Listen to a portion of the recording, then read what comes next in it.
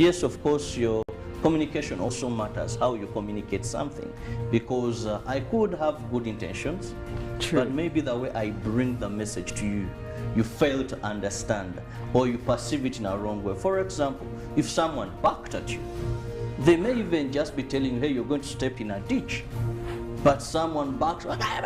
So communication, how you communicate is very important for the other one to perceive your message very well. And sometimes also the channel of communication also matters. But I believe in communication, and I know in everything where there is bad communication, even for governments, why do you think His Excellency regularly comes out to speak to the nation? Because, you know, people, some are assuming, but when he comes out and speaks to the country, and you see how he does it very well calculated. He begins with history of 1986, then he comes, then finally he'll break what he wants to tell you. You know, you know, in journalism have the inverted, the vertical pyramid, so the way he does his thing. So all that is aimed at ensuring that he prepares you properly to receive the actual message he wants. And that is why he will go on Twitter for a certain class, then he will come and address on radio and TV. Communication. Even in a relationship, you have bad communication, you will not have that girl for a long time. Bad communication, you will not have that guy for a long time. I've had people who say, she's beautiful, naye mtaina njogera. Bulungi bwakafiira bwere. You know? Sajja ina byonna naye talina njogera. And that is the power of communication. Well, I personally believe that with peaceful communication, with openness, with, of course, conscious at the back of your mind, there is no conflict that can't be solved. And I know that Mollen also buys into this subscription. Don't you, Mollen? Yes, because obviously communication is a very, very powerful tool. And even the Bible says you have to watch your tongue. So what comes out of you will go a long way to actually determine your character or the personality that you are. So you always have to watch out what you say. And you know, it could take a minute for you to listen to someone and decide whether you're going to respect them or not. So sometimes it also comes with respect. So before you say anything, you need to really be sure that you will be respected for it, or even not be misquoted, because otherwise you lose it. I mean, imagine someone, you respect this person, they are at a high level, even your leader, and they say something that you wouldn't expect from them. There and then, for me, you just lose respect. So I think that it should be clear that, you know, when it's not, before you say anything, before you post anything, you first of all reflect, how will people perceive me? And I think that's the art. Just to ask you ladies, I hope don't feel offended. This is something I hear of late. I'm told that these days money can communicate better. Yes. In terms of what? For the ladies, where you think, let me sit and talk to Mollen over this. Instead of saying, you just send some good money and everything will be sorted. I don't know how true that is. I hear that's why that most of the men now know all I need is all a cent.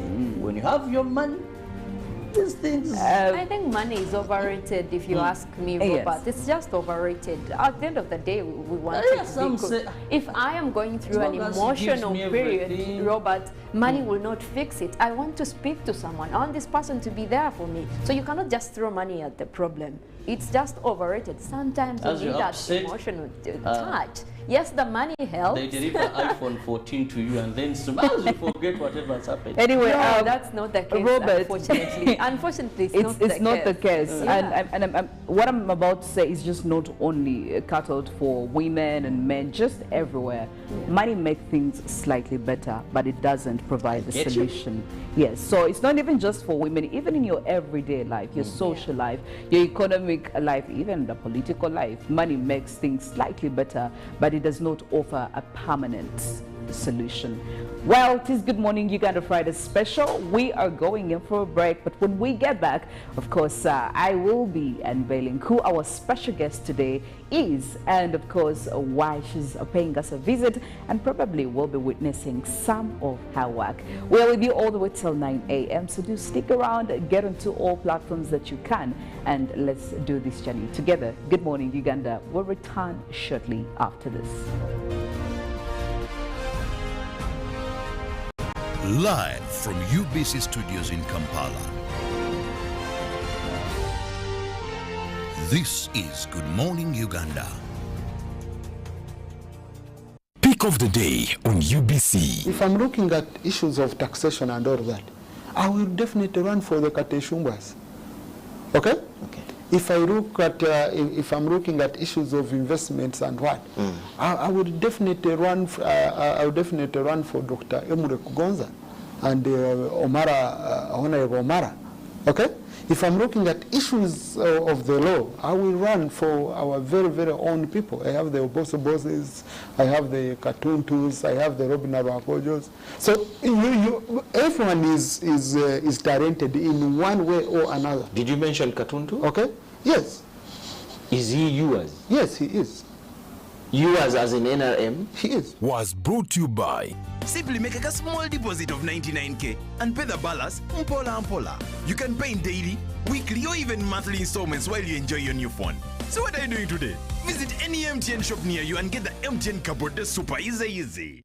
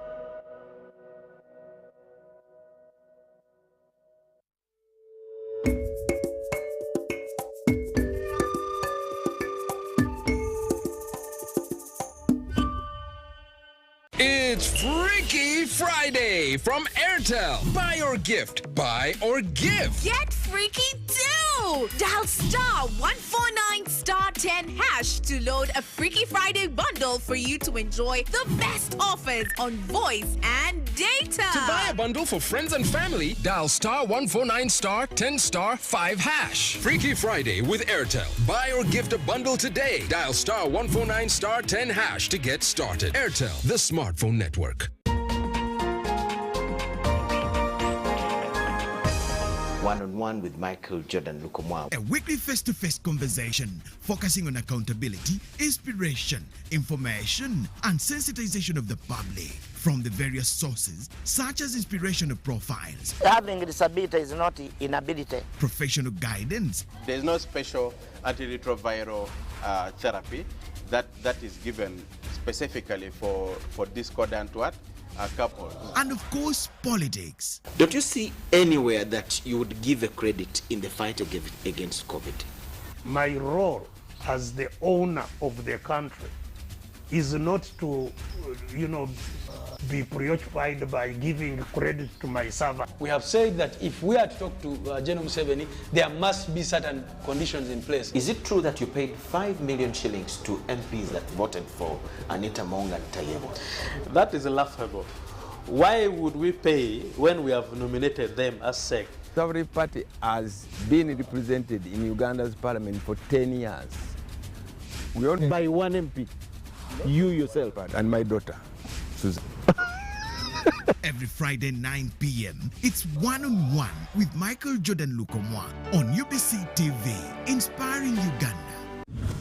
We bring you a fresh, well-researched program to help you identify opportunities for investment, job creation, growing your entrepreneurial skills, wealth creation, and social transformation. We have a product that is ready for schools, supermarkets. Create wealth, transform livelihoods. Every week, we showcase opportunities for creating new products and services. I now harvest a lot of cocoa. When I harvest it, I sell. After selling, I put money in my project. I have 2 projects. 1 is for construction of my house. 2 is for educating my children. Excellence in innovation, the passion and drive to succeed, and the right mindset to grow your business. Create wealth, transform livelihoods. Brought to you by Operation Wealth Creation.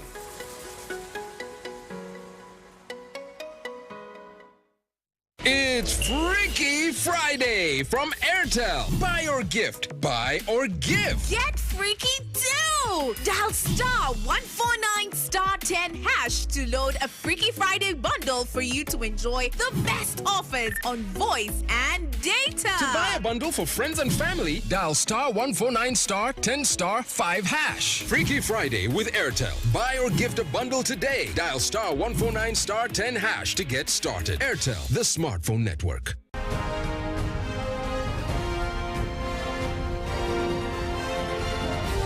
This is Good Morning Uganda.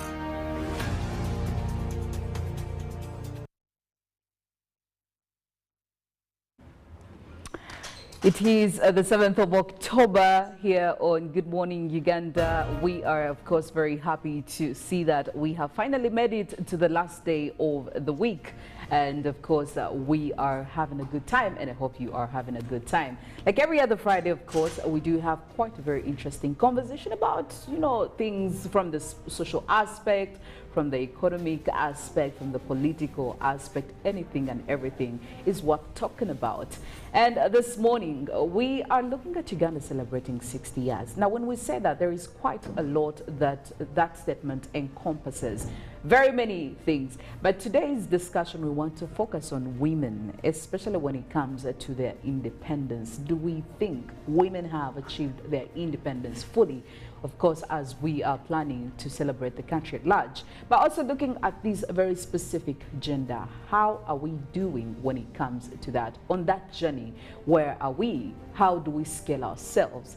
Well, this is the discussion that is going to be had among us, the four of us, of course, myself, Philomena, Mastiko, and we do have Mollen, Kenyana, Robert, Kirabo, but also our very, very special guest, that is Juliet Namukasa. Good morning. Thank you for joining us. Thank you so much. Good morning to you. Well, I am very, very excited. Number one, because you're here. Number two, also because you do quite a lot good work when it comes to poetry. And I know that also this morning you will be giving us some of your perspectives about Uganda's independence through your poetry. And clearly, when I look at my people here, I know that this is not a skill for all of us. But seeing as you are here, probably we'll pick a leaf or two. But thank you so much for making it in time and for us to enable us have this discussion.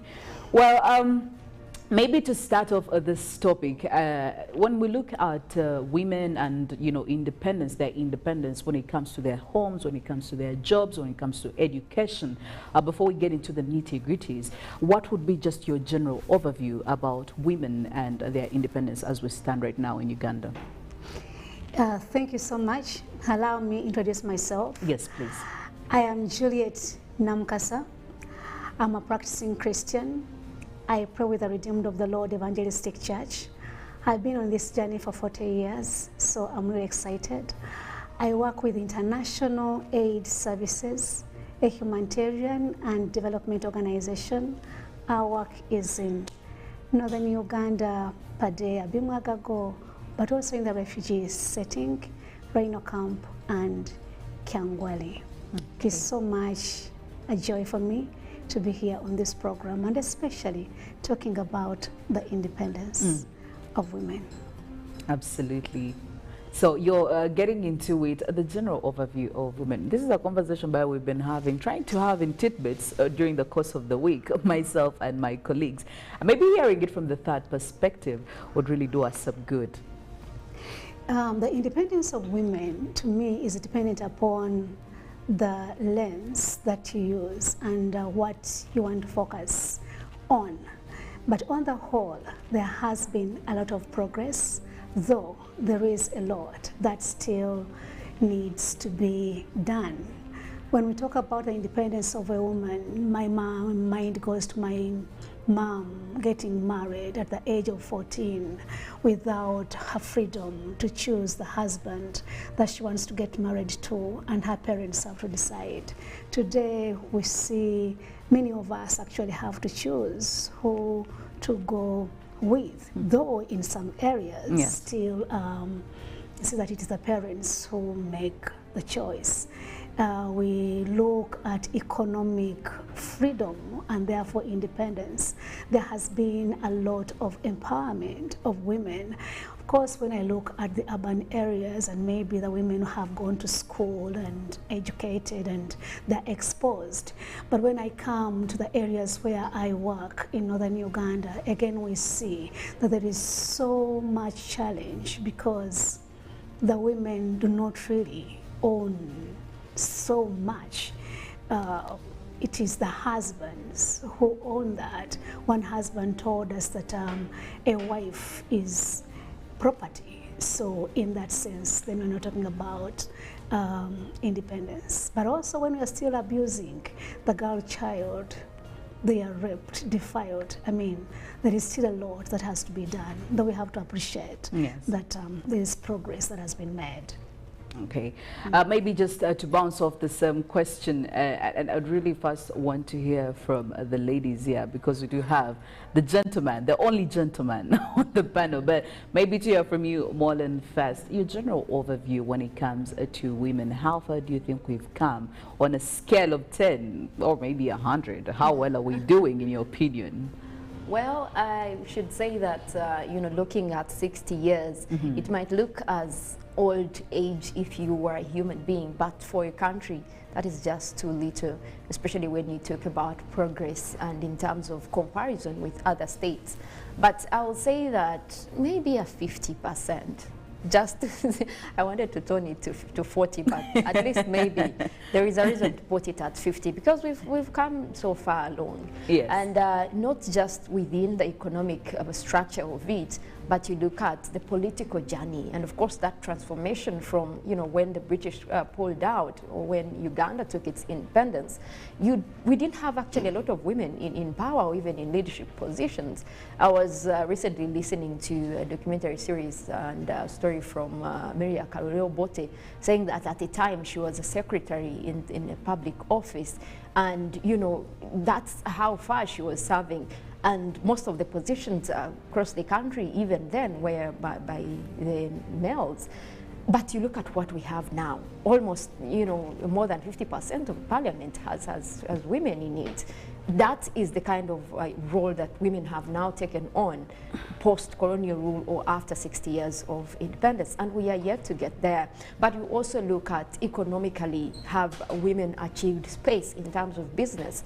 And we just came from a celebration of looking at the trade area, the free space within, you know, the Africa. You look at how much women have taken in space in terms of business. Most of those have been initiatives from the women because there has been that freedom. And this is something that also came, I think, with President Museveni taking on power, because he did actually make sure that women were free to do a lot of stuff.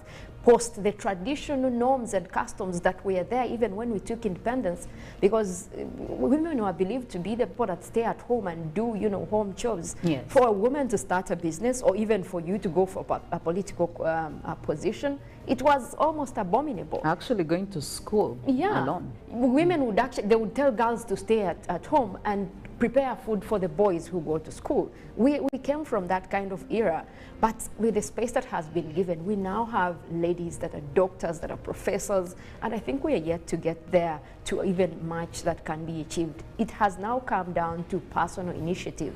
Yes, there are still challenges, there are still gaps to be addressed, but if you look at what we have achieved so far, it speaks to how much we could have achieved. It also doesn't narrow down the fact that there are countries that did achieve independence at a similar, you know, time. Yes. You give a comparison of a country like Singapore, almost at 60 years, at its 60 years of age, they are in you know, first world country, but where are we? We're still in third world. So it means our progress has been really small if you compare. And of course, this, we can put it on the leadership, we can put it on economic transformation, on, you know, the conflicts that were there at the time. Because when Uganda became independent, the people that took over power or had power at the time did not make a peaceful transition. It was always whoever has the gun, whoever has the army is taking on power. We came from that kind of, you know, political quagmire that was there at the time. And that kind of environment does not allow for progress on economic development. And I think that lagged behind for both, you know, man and woman. But you look at women now start to rise up with President Museveni coming into power. Yes. And that's how, you know, he starts taking on spaces. He starts advocating for women groups and, you know, having government support a little bit here and there. But if you look at where we are now, there's a lot that can be done, and I think that it's still going to be an initiative both from the women in power, the women in economic development, the women in academia, but also from the government side. There has to be enough support to ensure that we are not only looking at, you know, celebrating 6 years like, yes, we came from far worse, but where could we be? Can't we be at, you know, the same status as Singapore? What is stopping us? That's the gaps that we should be looking for right now. We'll be getting into those gaps and the loopholes that are in the system as well that are a bit frustrating us. Now, you can tell us from wherever you are, do you think women have fully achieved their independence? Get into our Twitter, #UBCGMU. Now, Robert, clearly women in Uganda, they have a substantial role or responsibility they take on when it comes to political, social, and economic structures of Uganda. But most of these structures, we've also evidenced that they are highly dominated by our male counterparts. In your opinion, do you think that there is enough support that has come in from the male counterparts to make sure that these women actually can play such a big role or such big responsibilities in these very specific structures? Or you think maybe the competition is a bit drowned, if I may put it that way? First, we must understand that who is a woman having the African perspective? Because the challenges we are going to discuss, you find that they are cross-cutting in a number of African countries. And I would say Uganda has tremendously made strides if you look at a number of many African countries.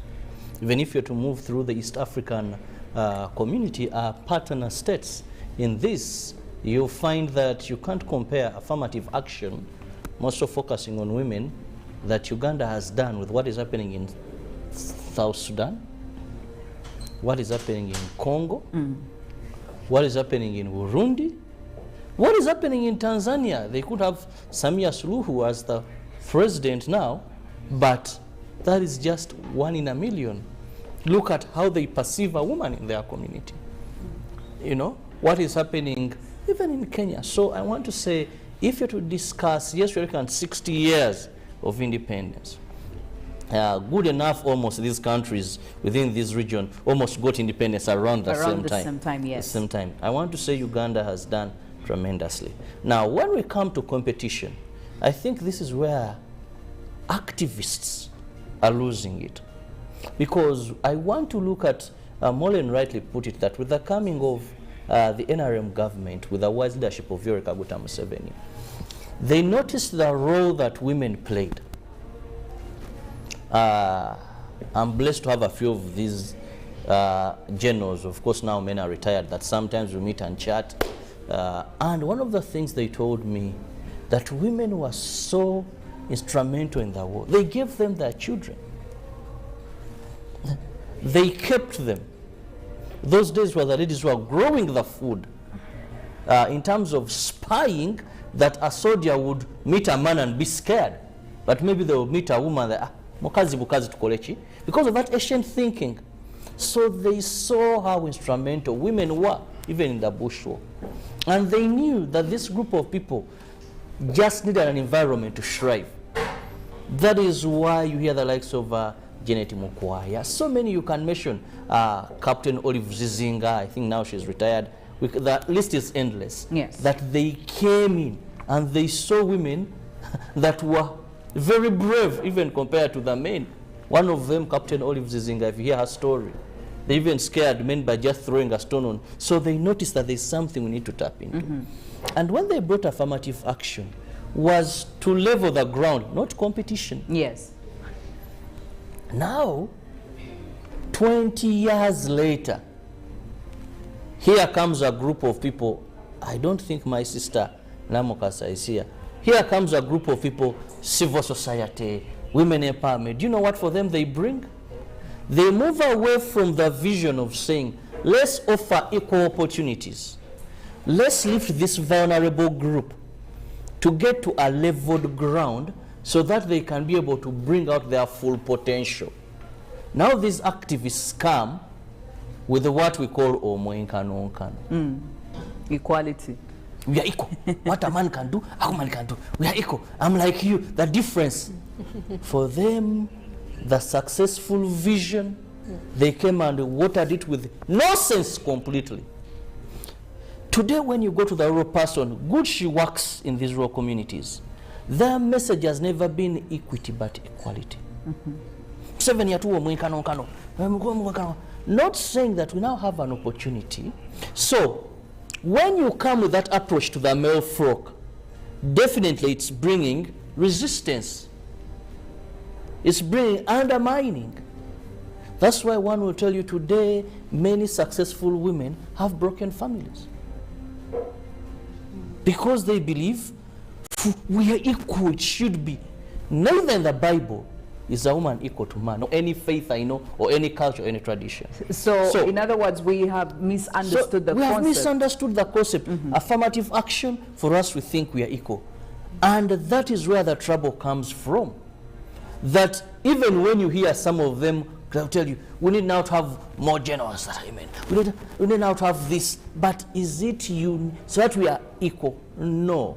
We need to all be given equal opportunity for all of us to bring out our potentials, but not for fighting for space of equality, because that will never be, and it has never been. And it is just bringing us problems today, that as we celebrate 60 years, of which NRM government has had a big number of these years, because the whites ruled that for 70 years. Then we got our independence. The good vision of affirmative action is being watered down by these activists, by these people who go to rural areas. She will tell you how many women are beaten, battered. You've talked about women when they're still being raped, they're still being beaten. But when you look at the cause of this beating, I don't support any man to beat a woman. Walk away, because you're stronger sex. But the irritations and all that come because of this wrong packaging of message. And I loved it, Philo, when you talked about communication at the beginning of this show. Yes. This wrong packaging is going very far, and it must stop, and we go back to the real meaning. Otherwise, men are going to play defensive soccer. Men are going to keep the women down. And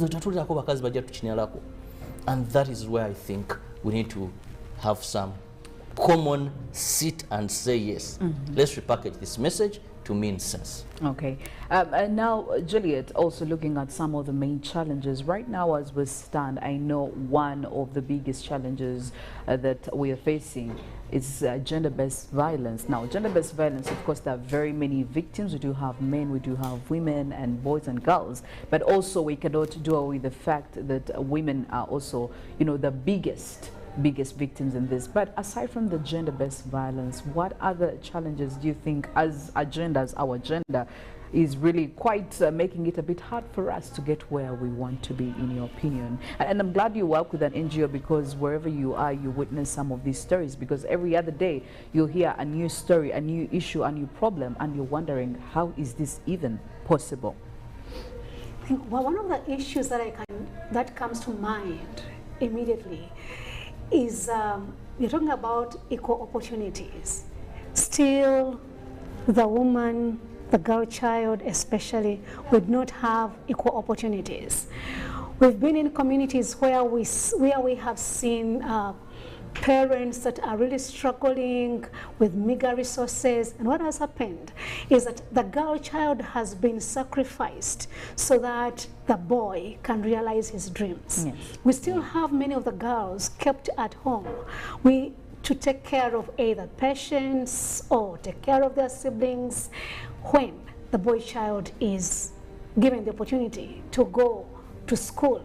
And in some of these cultures still, where we have bride price, and the girl child is the one who I normally say is sold, and the purchase price is normally given to the boy child to be able to marry. For me, I find that one unbecoming, because you have sold me. I have not benefited from the bride price, but rather whatsoever has come to the family has been given to the boy child and may be distributed among family members. So I really find that to be very, very difficult.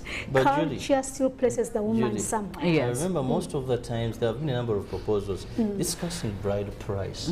And some of the times when we are discussing issues of women, where they stand to benefit, they're very determined. I've been part of these conversations at various levels, sometimes when we meet with Juliet, discussing these issues. And one time when there was a proposal and saying, let it be if someone feels they can. Oh, I saw how women, how do you take me? You've not appreciated. So most of the times I hear women talk about this, we are being sold bride price, but talk about saying, let it be optional. Then they say, no, I can't have you can't just take me without paying my parents, but you even use that paying my parents. But I also think, Robert, that in different societies, there is a different way they do certain things. Now, you see, much as people around the central or even some of these other established societies, the women and girls and everybody can speak up for themselves. But I can tell you that there are certain, I mean, you yourself, you've been telling us there are certain societies up there where actually children, girls are sold off, okay, by their parents. They're taken to the even market. The word bride price, exactly. You're paying a price for the bride. So now what happens to the societies where people or women cannot speak for themselves? I think it just differs on the society, because there are, I mean, certain places where I can actually say, you know what, I'm good with this being optional. I'm okay with the bride price. I'm okay with no bride price. But what happens in the other societies where almost these girls and women have no say? By the way, I think we were talking about it as if it is in the past, because it has been happening Yes, recently. it is. In Karamoja, we saw when you know there was drought and crisis, the families were selling off their children, and you know who was the first to be sold? A girl child. Yes. I think it is still happening even up to now. But although it cannot be contextualized in terms of bride price, because I think the bride price tradition just started way back, and now I think we've put it more of, modernized it a little bit, but it is still bride price. And the foundation of why that was created was so that most of these women are not taken for granted. And even then, there was patronage in that, because as a woman, you were married off to this family, and for as long as you knew that, they paid bride price for you, it would be hard to break that marriage. You stay there because now you imagine this man might demand for their bride price to be taken back if you were to leave that marriage. So I think it was, patronage in that kind of way that they kept women in those marriages. And maybe then it would actually make sense that there were not a lot of, divorces and all that stuff that we're seeing now.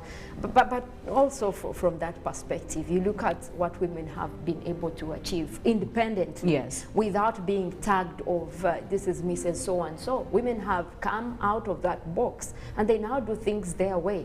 Well, there is still limitations. I'll give you an example in this day and age. If you, for example, running an election for, a representative or a member of parliament seat, actually, for those open positions, not the women's side, if you have a woman and a man, running for the same position, people will 100% will choose, the male counterpart. Very many members of parliament who came on direct ticket in the 11th parliament. They defeated men. But how many? What is the percentage? We are still not yet there. There is still a big gap. Society will still be like, I think we better choose the man. So it is still there. Yes, there are a few that have broken through that. But if it wasn't for that provision that President Museveni came with, and I think at a time that was 1989, when he said at local councils we are going to have one out of the 3 seats reserved for women. That's when we actually made a record. Uganda was the first in Africa to have that kind of space for women, specifically reserved for women. And I think that's when now everyone started realizing, okay, we can get out of that box. But if it wasn't for that, we would still be lagging behind. But what happens later? Have we been able to take that independence solely and say, well, this is a woman's space, this is what we can do? in this era, we see women CEOs that have had an initiative to, you know, start up their business or even lead global companies, global organizations. I was recently at a trade fest, one of COMESA's women in business, whatever. And what I saw is that they actually invited most of the CEOs for most of the banks in Uganda are women. Yes. And it was, you know, very challenging to the males that were in attendance. You look at, I think we had CEO Stanbic Bank, SCB, Equity. Most of them were ladies, and you know, you see there and you think they are unable to take into that kind of financial system, but they have broken the chain. And I think we should be looking at those as achievements versus the challenges that are still there or the gaps. Women have actually been taking much more serious their roles. And I will say this very openly. It's a shame that the men in such positions are not doing as well as the women when given the candle. I think if we are all able to realize that women have the capacity to grow something in whatever position they are put in, they thrive more. And this is an example that is no secret. Look at the Prime Minister right now, Robin Anabanja. Compare her with the rest of the Prime Ministers that we've had in the past. It's just, you know, this is what I talked the way about. she is taking the role. This is what I talked about. Owning it. Yes, this is what Robert. I talked about. That, you see, I believe we all have potentials, and we are tailor-made for various purposes. All we need is equal platform. Delivery, that is on individual basis. Yes. But one thing also that comes to my mind, with this women emancipation, with this affirmative action, are we simply having women in these places, or have we achieved the purpose why they are put there? You get it? Recently I was asking one female member of parliament. I said, you've been in parliament for the last almost 20 years. As a woman member of parliament. Yes. Haven't you been able to mentor successors? You get it? Do you understand what I'm saying? These elective positions that we are having women there, are they there that they are figures? There is a lady, they are getting money so they can have better families? Or are they using these positions to transform, to build other women that are going to take over after them? Because we look at, we need a CEO as a woman. This CEO as a woman, when she gets to this position, apart from a girl in St. Mary's Chitende, a girl in Gaza saying now the CEO of Equity Bank is a woman, let me also read how I can make it. Have we had value for their positions? And I want Juliet, who goes in the village and ever, to really answer that. Wow, that's a tough one. But when it comes to politics, again, it's a challenging one, because we see that when people start eating, allow me to say that, or when they get to the table, rarely do they really want to leave. Yes. So this is the case we are seeing in our politics. So that mentoring is not really happening the way it should be. Otherwise, in organizations where we are working, it is part of our success if, for example, I am able to get a successor. So in some areas, we are seeing mentorship, and we are seeing women holding each other's hand and saying, let us go. We cannot fully, I cannot say that, well, we have achieved it all with this women emancipation. Again, there is a lot that has to be done.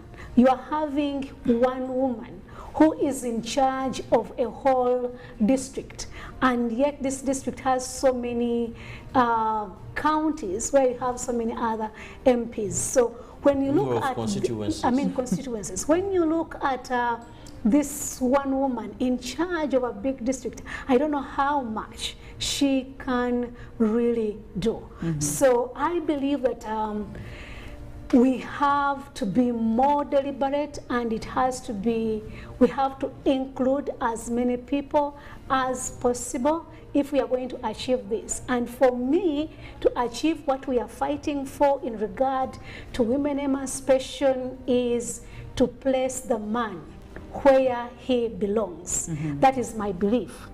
Because in our culture, the men have so much power. And yet we are talking to the girl child, we are talking to the women on how they should behave.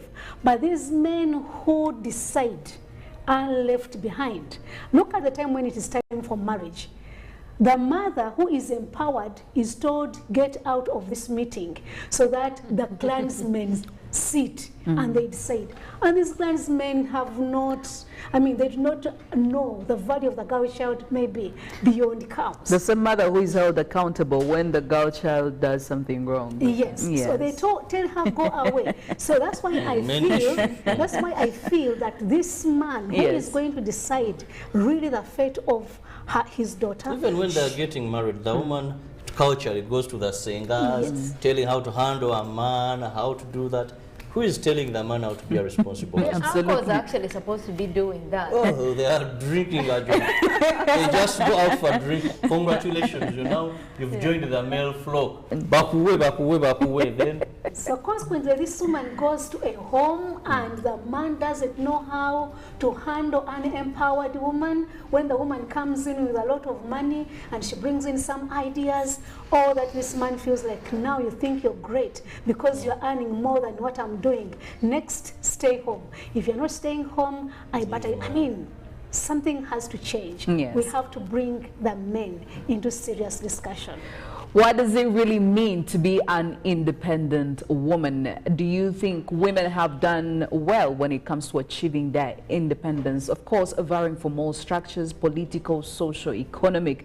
You got it celebrating 60 years. We're looking at the topic at hand in that realm.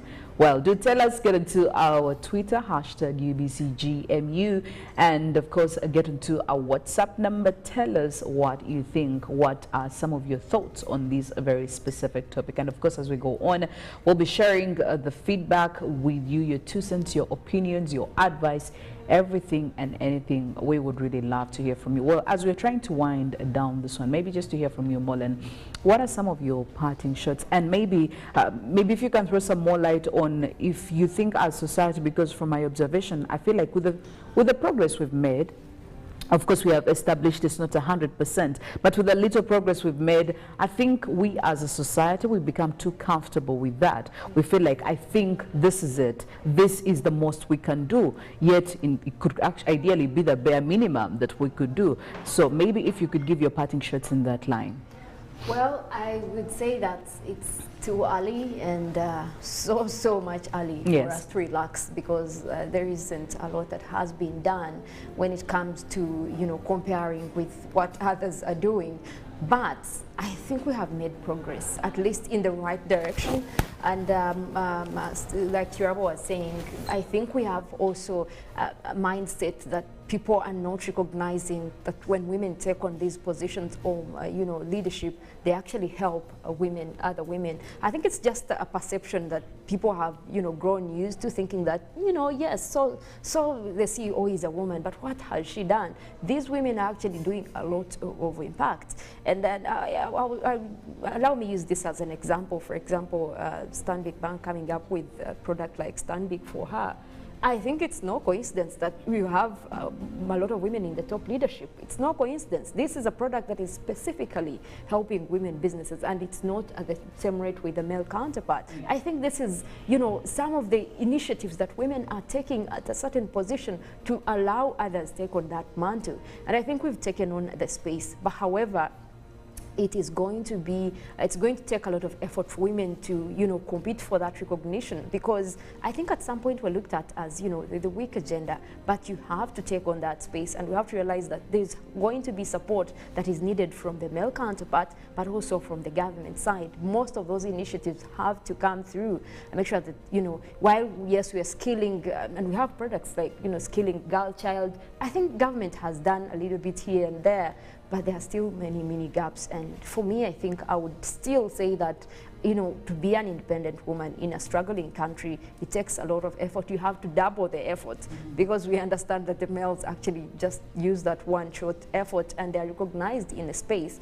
It's very easy if you go to sell a product at an organization level, if you're a man, you're given more attention. Women, you know, it has to be queried, and I think that's just factual. But that means you have to put the effort to stand out, and that no one is going to teach you how to do that. I think it's just all about being empowered and knowing that you can actually do it. That will get us there, and we can take on these spaces. And briefly, Robert, your parting shots also on this. We shouldn't fight for space in the name of equality. We should fight for equal opportunities. Yes. Okay. Julie, your parting shots on this, the final word? Each one of us is precious, so let's give everyone what they deserve. Okay. It's not all about equality, it's actually about equity that really counts in this instance. We're going in for a break. When we get back, well, we still have a lot more to unpack for you on Good Morning Uganda Friday special.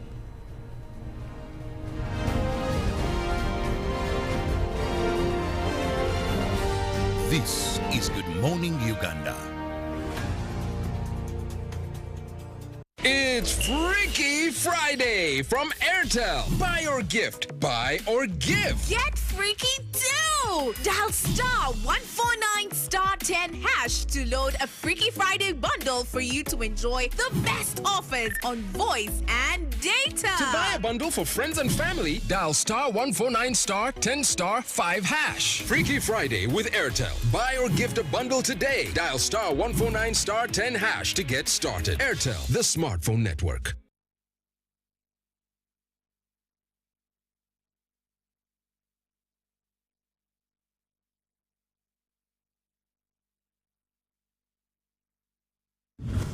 We bring you a fresh, well-researched program to help you identify opportunities for investment, job creation, growing your entrepreneurial skills, wealth creation, and social transformation.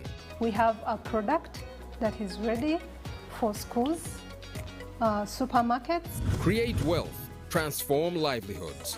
Every week, we showcase opportunities for creating new products and services. I now harvest a lot of cocoa. When I harvest it, I sell. After selling, I put money in my project. I have 2 projects.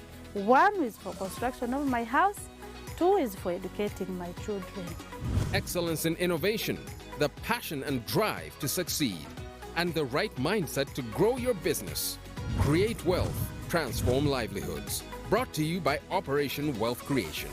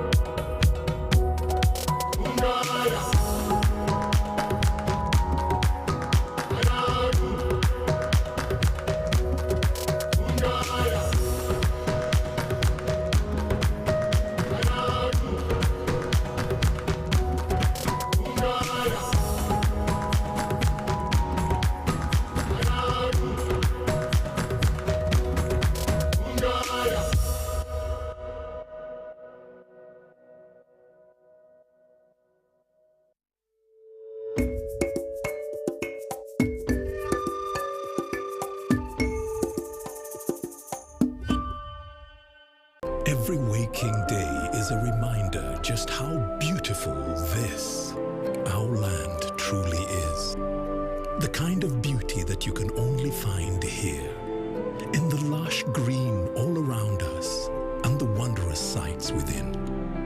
It's in the distinct aroma of our cooking to the taste of food that takes you on a journey, in the sound of homecoming and the sound of Mother Earth. In the magnificence we find on our travels and the exciting moments we experience. Ours is the kind of beauty that comes in all things big and small. All we have to do is awaken our senses and truly enjoy what's uniquely ours. Explore Uganda, the pearl of Africa.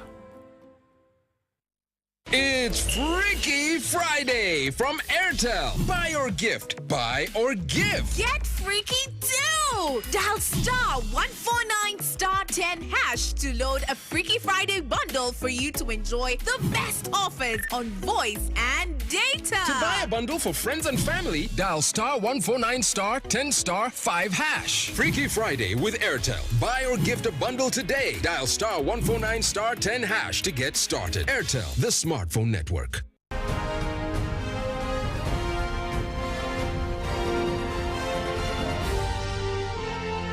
This is Good Morning Uganda.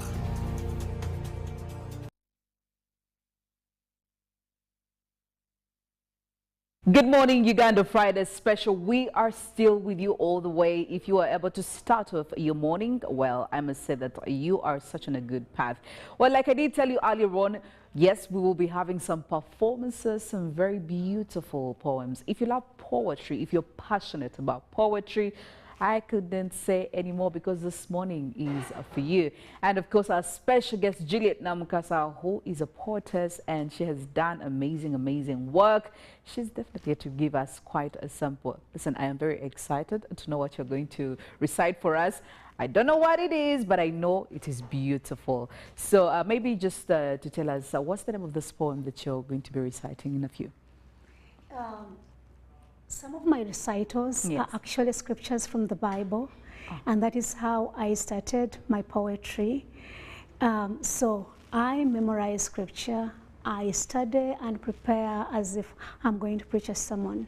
So in this scripture, what I do, I present it as if it were a sermon. And today it is Psalm 29, one of those that I really love so much. That is such a skill, Julia, because I will tell you, I am such a forgetful person. Even if I tried to, I could understand, but picking the words word by word as they are structured, it's a bit hard for me. And that is why I appreciate anybody who exudes such a skill. Well, you know what? I will let you do your thing.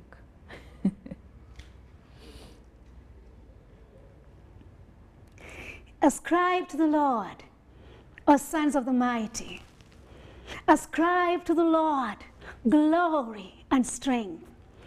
Ascribe to the Lord glory due to his name. Come on now, worship the Lord in the beauty of his holiness. The voice of the Lord is upon the waters. The God of glory thunders. The Lord is over many waters. The voice of the Lord is powerful. The voice of the Lord is majestic.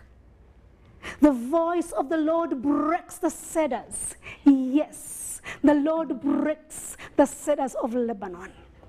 He makes Lebanon skip like a calf and Syrian like a wild ox. The voice of the Lord hews out flames of fire. The voice of the Lord shakes the desert. Yes, the Lord shakes the desert of Kadesh.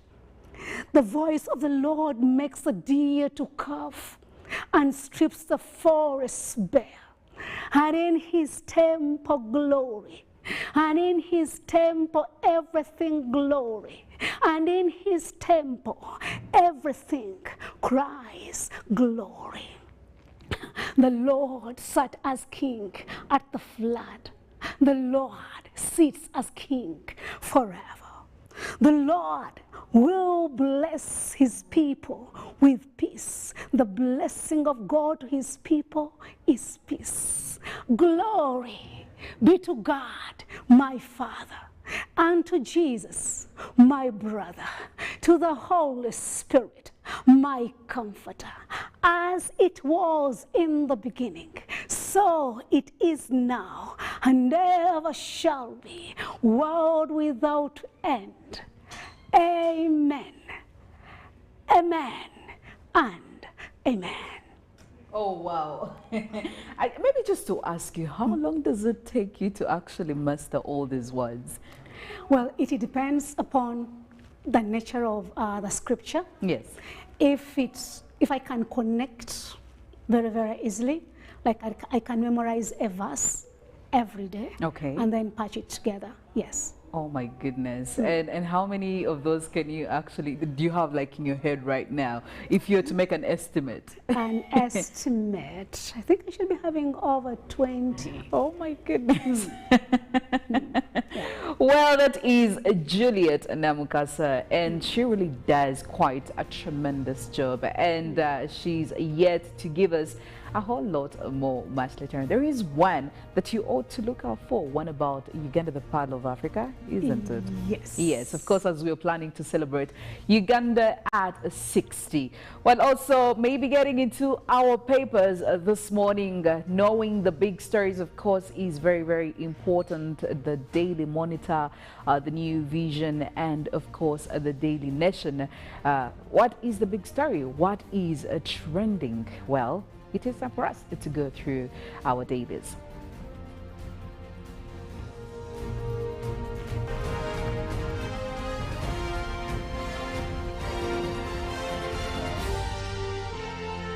This is Good Morning Uganda.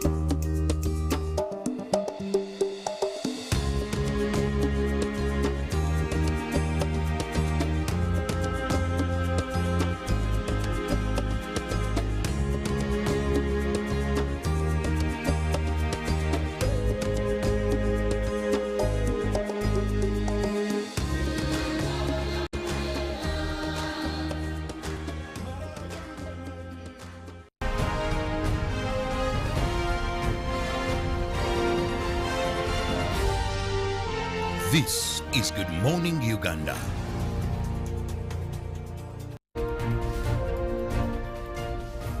Well, in our papers this morning, starting with the Daily Monitor, Museveni bans all roadblocks and, of course, no checkpoints. Please, the president has asked Prime Minister Robin Nabanja to ensure that the barricades, which are a fertile ground for corruption, are removed with immediate effect. Now, suspects arrest. Why all the talk and no action? Looking at the celebrations that did happen yesterday of Makerere at 100, government plans to ban reach from university scholarships. Of course, this is a complaint that has been raised by quite a number of people. And we did have, of course, the Deputy Speaker of Parliament, Thomas Taiwa, highlighting the fact that the scholarships are taken by the rich kids. And looking into the Scoop Entertainment pullout, well, we do have quite a kaffa call with taking Ugandan cinema to court. And there is also a number of jobs out for you there, so get yourself the Daily Monitor to take a look through those. And switching to the New Vision, government to introduce shifts in schools. And teachers are overwhelmed by the increasing numbers in public schools. And also still going through the celebrations of yesterday, Makerere at 100, Museveni pledges more support. Government to spend 1.48 trillion Uganda shillings on parish tractors. And Chambogo 620 billion Uganda shillings to hire Cubans. And there is also an independent series, Miria Obote and Mpanga and Alika narrate the 1960s stories. Well, if you are not there, maybe you have a reason to get the new vision and see what happened back in the day. And also a countdown, 1 day to go, 60 years of Uganda's independence.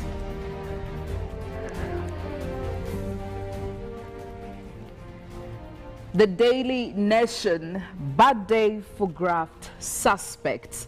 Now, Waluke is told to pay 727 million Kenyan shillings fine, and Wakungu has been asked to pay 707 million Kenyan shillings. And well, this is in one of the most dramatic corruption cases in the country's history, where the courts uphold the conviction of Sirisia MP John Waluke and his business associate Grace Wakungu in a 297 million Kenyan shillings maize scandal that could see them spend the rest of their lives in jail. Now, in more national news, we look at MPs fighters where Tangula rules Kenya Kwanza has majority. Safaricom sets up shop in Ethiopia in regional expansion, and they're giving you also quite a brief story about World Health Organization issuing global warning on 4 killer cough syrups. And in more world news, just a month to COP27, host Egypt faces the heat. The pressure, of course, is going up and above. Well, grab yourself the New Vision, the Daily Monitor, and the Daily Nation to catch up on these stories and many more. When it comes to sports, they do have also a buffet of stories for you to pick in. We do have climate news coming up next, and of course, we'll also be hearing quite some more from the weather and climate arena. Mollen has quite a lot to give you right after this break.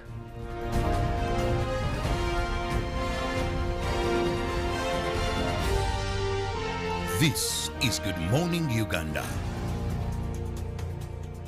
It's Freaky Friday from Airtel. Buy or gift, buy or give. Get freaky too! Dial *149*10# to load a Freaky Friday bundle for you to enjoy the best offers on voice and data. To buy a bundle for friends and family, dial *149*10*5#. Freaky Friday with Airtel. Buy or gift a bundle today. Dial *149*10# to get started. Airtel, the smartphone network.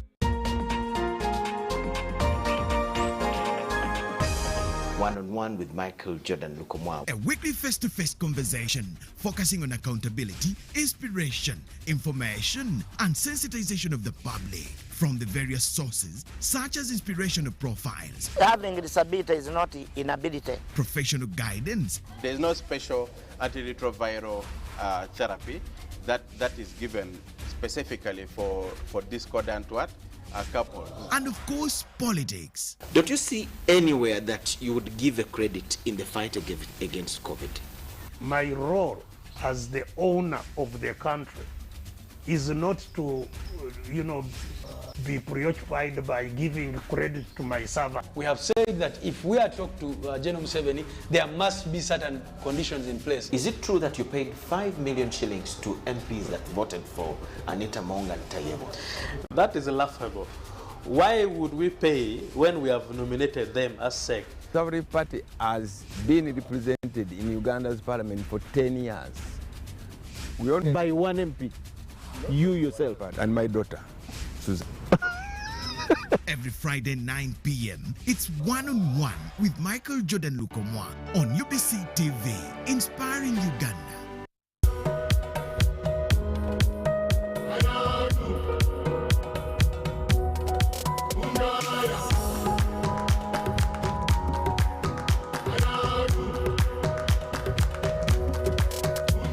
They are built very strong, small houses, but at a low cost. You have not been given land, to farm it, each one with his plot, but farm together so that the farm is, you can plow together. So, mwanyara navi were abalinde. Thank you.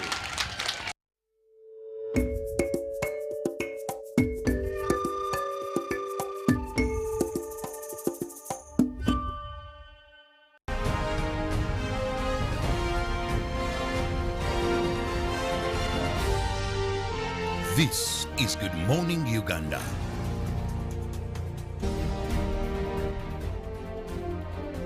I'm back. Still Good Morning Uganda. Well, it is a special Friday, and of course that's when we unveil to you something you can look out for the weekend.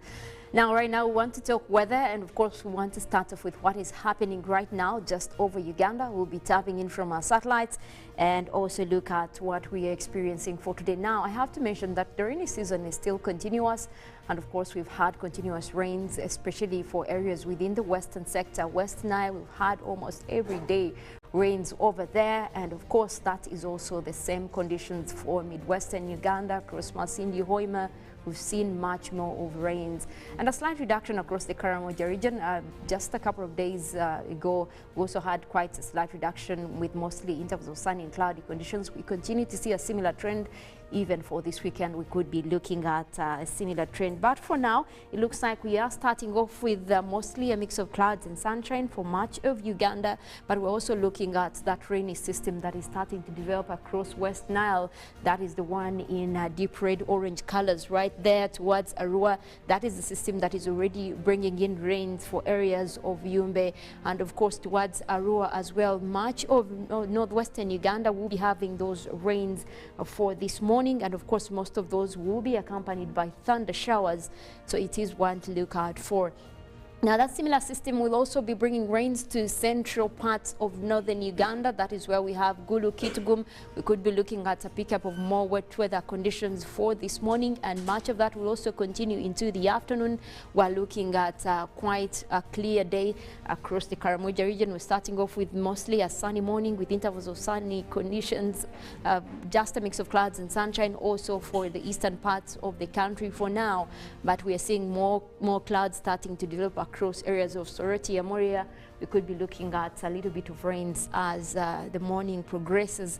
Now, we'll also look at the Lake Victoria Basin. Of course, that takes in much of central as well. We're looking at a pickup of wet weather conditions. Right now, we're having mostly cloudy weather, but there are those blue colors starting to form right there, indicative of a rainy system that will be bringing in more rains, especially towards the western Lake Victoria Basin areas of Masaka, Rengo, Zimbabwe.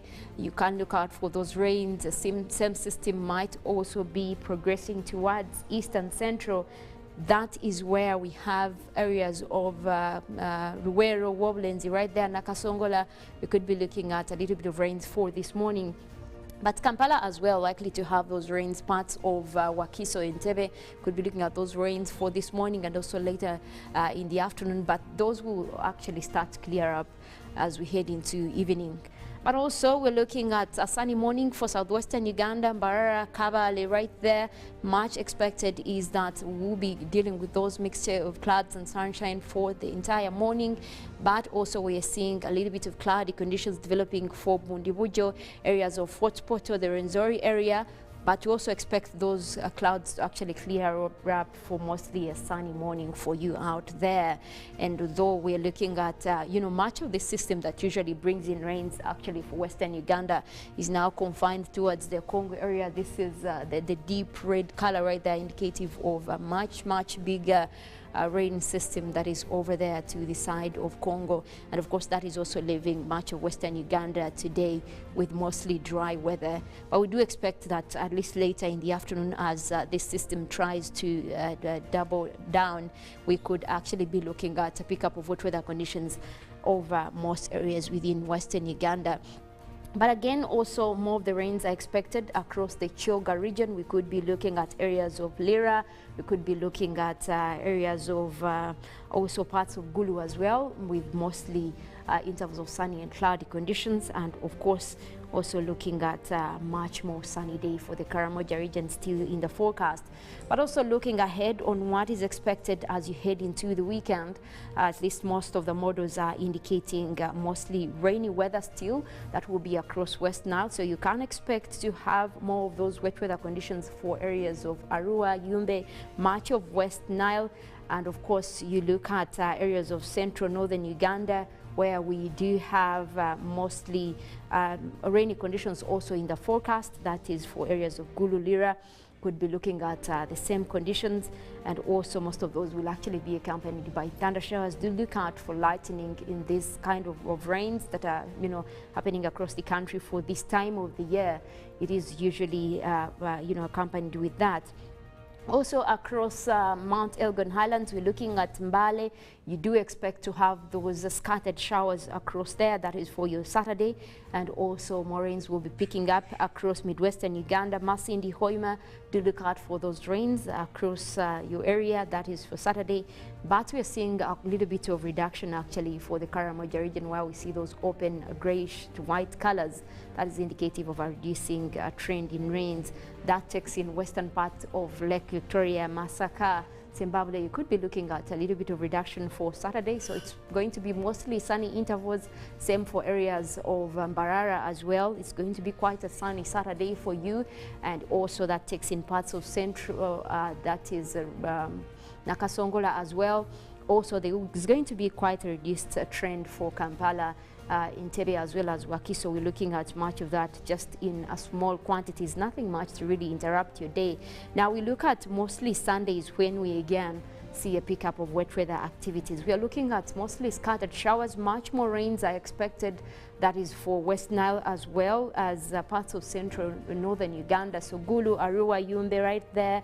Kitgum, we could be looking at much more rains compared to even the ones we're expecting for Saturday. So Sunday will come in with really all those rains. If you need to prepare for that, if you're headed there or around there, you need to prepare for those rains. They're going to be quite in much quantities. We're also looking at areas of Masindi, Hoima, again continuing with those rains. If you look at the green colors right there on the map, those are the ones indicative of the heavy rains that are expected for northern, central north as well as West Nile. But also similar weather forecast for across Mount Elgon Highlands. Mbale again could be looking at quite isolated showers. And also we're looking at more rains picking up across central as well as western Uganda, southwestern Uganda. Kabale, we could be looking at those rains coming again. And of course, we now get to pick up with wet weather activities, especially for the Lake Victoria Basin as well, for Kampala and areas of that is Wakiso, Entebbe. We're looking at Mukono, but again, we'll just be looking at a reduction still over Karamoja region and parts of western Uganda, southwestern Uganda. That is where we'll be having reduced wet weather activities. But it looks like it's going to be a rainy weekend for most areas, so at least when you're aware, you know how to prepare. And of course, there are a lot of people going for independence celebrations now. It will depend on, you know, how prepared you are. You don't want to be caught up.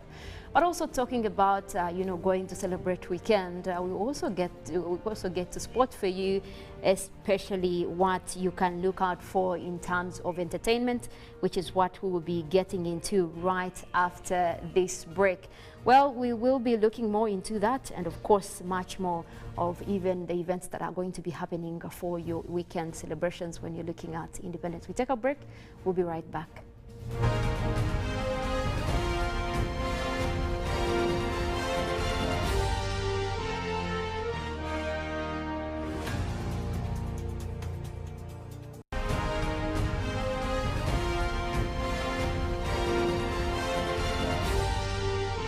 This is Good Morning Uganda.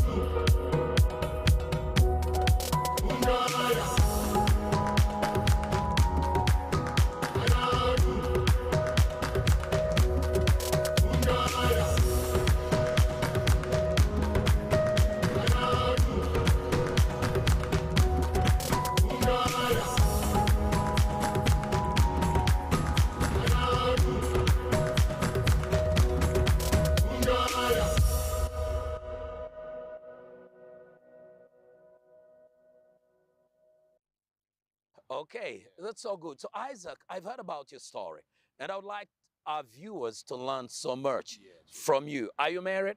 No, I'm not married right now. You're not married I'm right not married now? right now. I love But the last two words, right now. Okay. But before I was married. Wow. Well, when did you get married? I got married on the 5th of March this year. Then 2022? Yeah, 2022. You know, today, most of you people that claim to follow Jesus have been doing a lot of nasty stuff.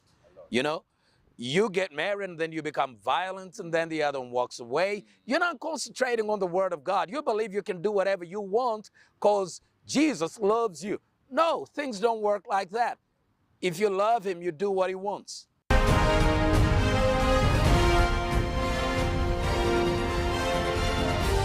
This is Good Morning Uganda.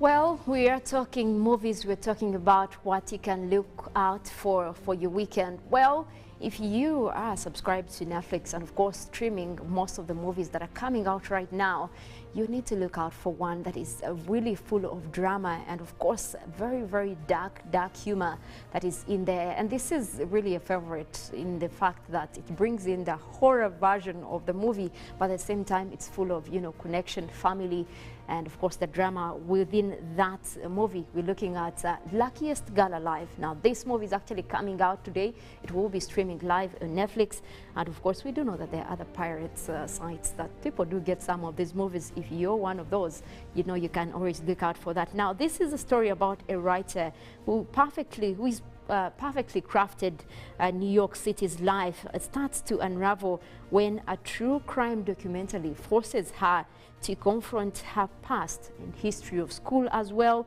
Now, the question is the choices that she made as a teenager and the choices that she is making right now.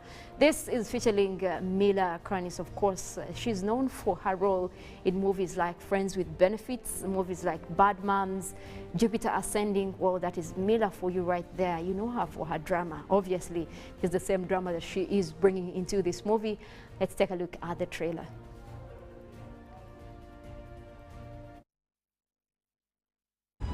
Imagine what it's going to be like when they find out about what happened. How could you not tell me about this? I carried this horrible thing with me alone for years. And it has built up this rage inside of me. Honey, get out! Don't touch me! I don't know what's me and what part I invented. Your former classmate has made claims against you. Don't talk about what happened that night. Are you seriously trying to threaten me right now? Do you have to get into the nitty-gritty details for the whole world? Do you like your life, Tiffany? Sometimes I feel like a wind-up doll. Turn my key, and I will tell you exactly what you want to hear.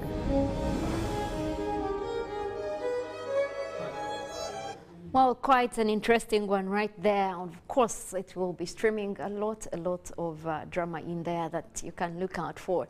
But one other movie that is also very, very trending on Netflix right now and also out in a lot of other movie sites actually is a sci-fi series that has taken everyone by storm. And of course, when I talk about sci-fi, you imagine things like time travel. Well, this is the movie series and of course called Timeless. How much time is there? And I think these guys have really gotten the art of going back in time and going forth in time. But what happens in the Timeless series is right now I think we are actually looking at the events that transformed in the first season, and now we are on the second season. In this season, you look at a lot to do with the team actually traveling back in time. Well, a team including Professor Lucy Preston and of course her bodyguard Watt Logan and engineer Rufus Carlin go back in time to capture Garcia Flynn, who is, you know, the villain in the series.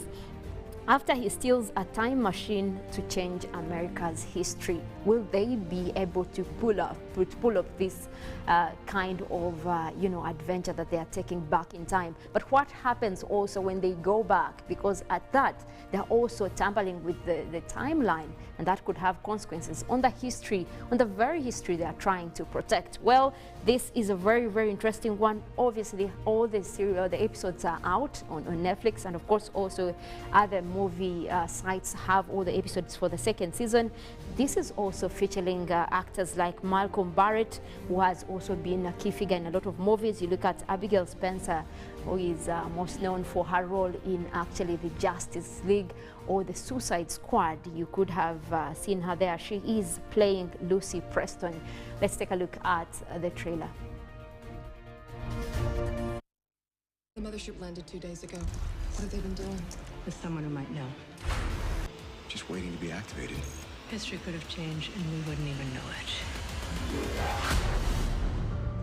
Last season on Timeless, where we ended things was that you find out that Lucy is pure blood Rittenhouse. Rittenhouse isn't a choice, it's blood. We've discovered that her mother basically wants Lucy to create the future of America and of the world as they see fit. As we speak, Rittenhouse has an operative on the mothership, and soon they will control everything. And together, we will change history. Lucy winds up getting captured. Flynn, he gets locked up. I trusted you, Lucy. I trust you with my child. I had no idea. And so the beginning of season 2 starts right where season 1 left off. We're good to go. Where's Lucy? Only Rittenhouse blows up Mason Industries. My life has completely changed overnight. 3, 2, Time travel, it's real. 1. What if they've already planted agents in time?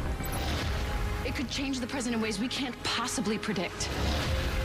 Let's go save history. Remember when we thought we were done with all of this? Saving the world sucks. You're in love with Lucy. Just admit it. In time. Take over the world type stuff? I wouldn't have to take over the world. I'd already own it. We can still save history. Timeless. Premieres Sunday, March 11th on NBC. I wouldn't have to take over the world. And I wish in real life we could travel back in time or travel forth, be able to change events. But well, it looks like that's not an option that Professor Einstein and a lot of physicians that came up to give those theories never really got to the reality of it. But thank God for sci-fi movies and series, we still get to see how it would be like. Now, the next movie that I'm going to put out for you is one we have been waiting for, one that we've really been waiting for sure. That is the Black Panther, the Wakanda Forever now that we're talking about. Now the question is, who now is going to play the role that, Chadwick Boseman left back? Of course, that is after he died before making the second movie. Now we're wondering who is behind that black mask, of course, of the Black Panther. But still, we continue with the story of Wakanda. And of course, just yesterday actually is when they got out the official poster for the movie. And what we do know is that the official trailer is actually out 3 days ago. They have released it, and my oh my, a lot of views even for that trailer. But now they're taking you through a story within the next Black Panther. Queen Ramonda, Shuri, Mbaku, Okoye, and the Dora Milaje fight to actually protect their nation from the intervening world powers in the wake of King T'Challa's death. And of course, as the Wakandans strive to embrace their next chapter, the heroes must band together with Nakia and Everett Ross to forge a new path for their beloved kingdom. Who is playing Black Panther? Is it Nakia or is it Shuri? That's why we're looking out for this movie and waiting to see that kind of nature and how it will be. But still, we're saying Wakanda forever. Let's take a look at the trailer.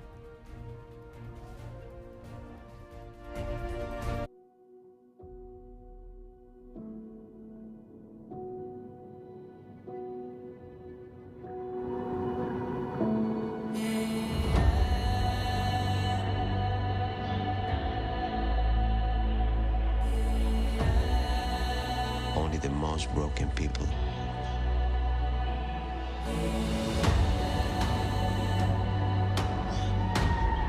can be great leaders.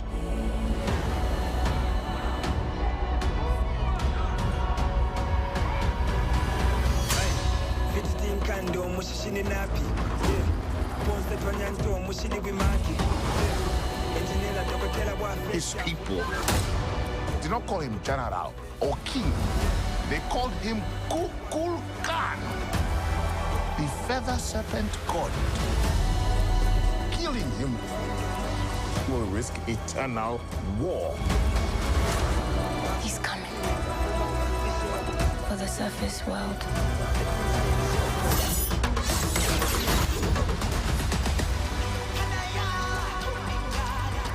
We know what you whisper.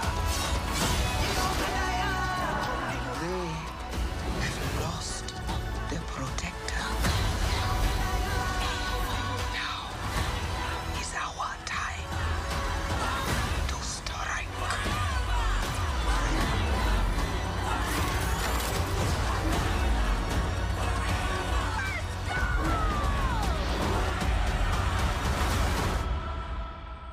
Show them who we are.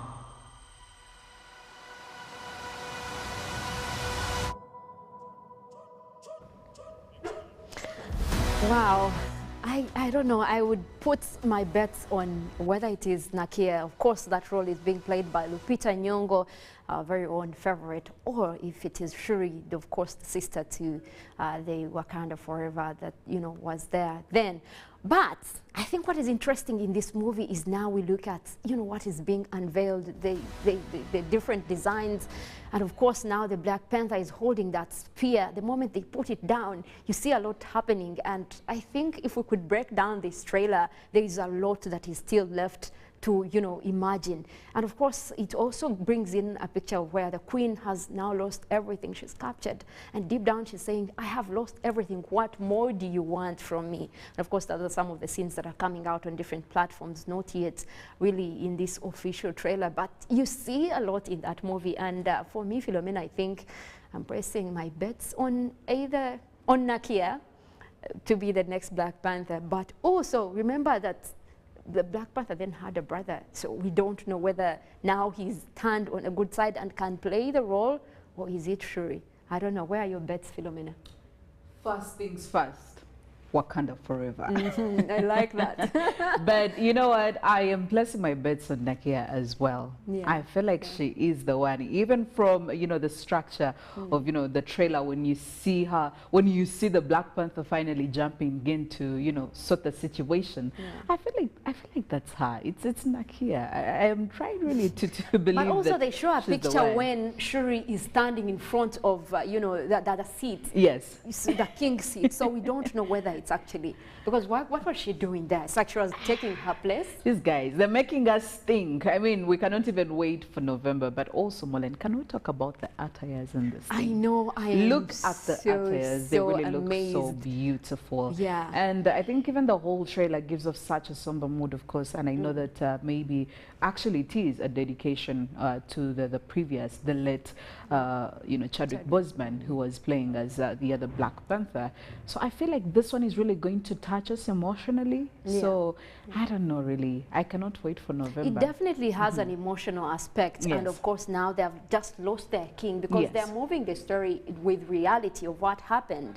They've lost their king, but then there are times where they're being invaded. They have this war. Yes. And of course, if they don't come together, you see Mbaku also now coming along to say, this is an internal war. How do we deal with that? Well, you know, they have to protect their vibranium, but they have lost a protector. Well, the date is set. 11th November. We really can't wait to go forth. I am sleeping at the cinema somewhere near. I'll spend the night there. Yeah.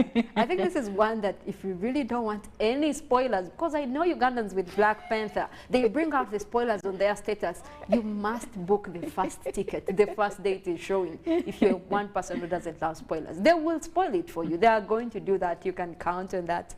But obviously that is the Black Panther, Wakanda Forever. But well, if you're also not catching any movies this weekend and looking out for just a good read, we do recommend for you some of the top reads in 2022.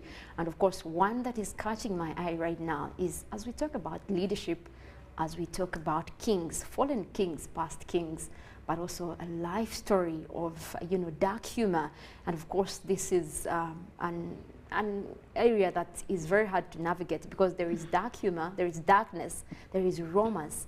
The opposite of romance being played in this novel. Well, it's a bestseller, and of course, already I think one of the top sales in Amazon Kindle. We're talking about a book that is The Never King.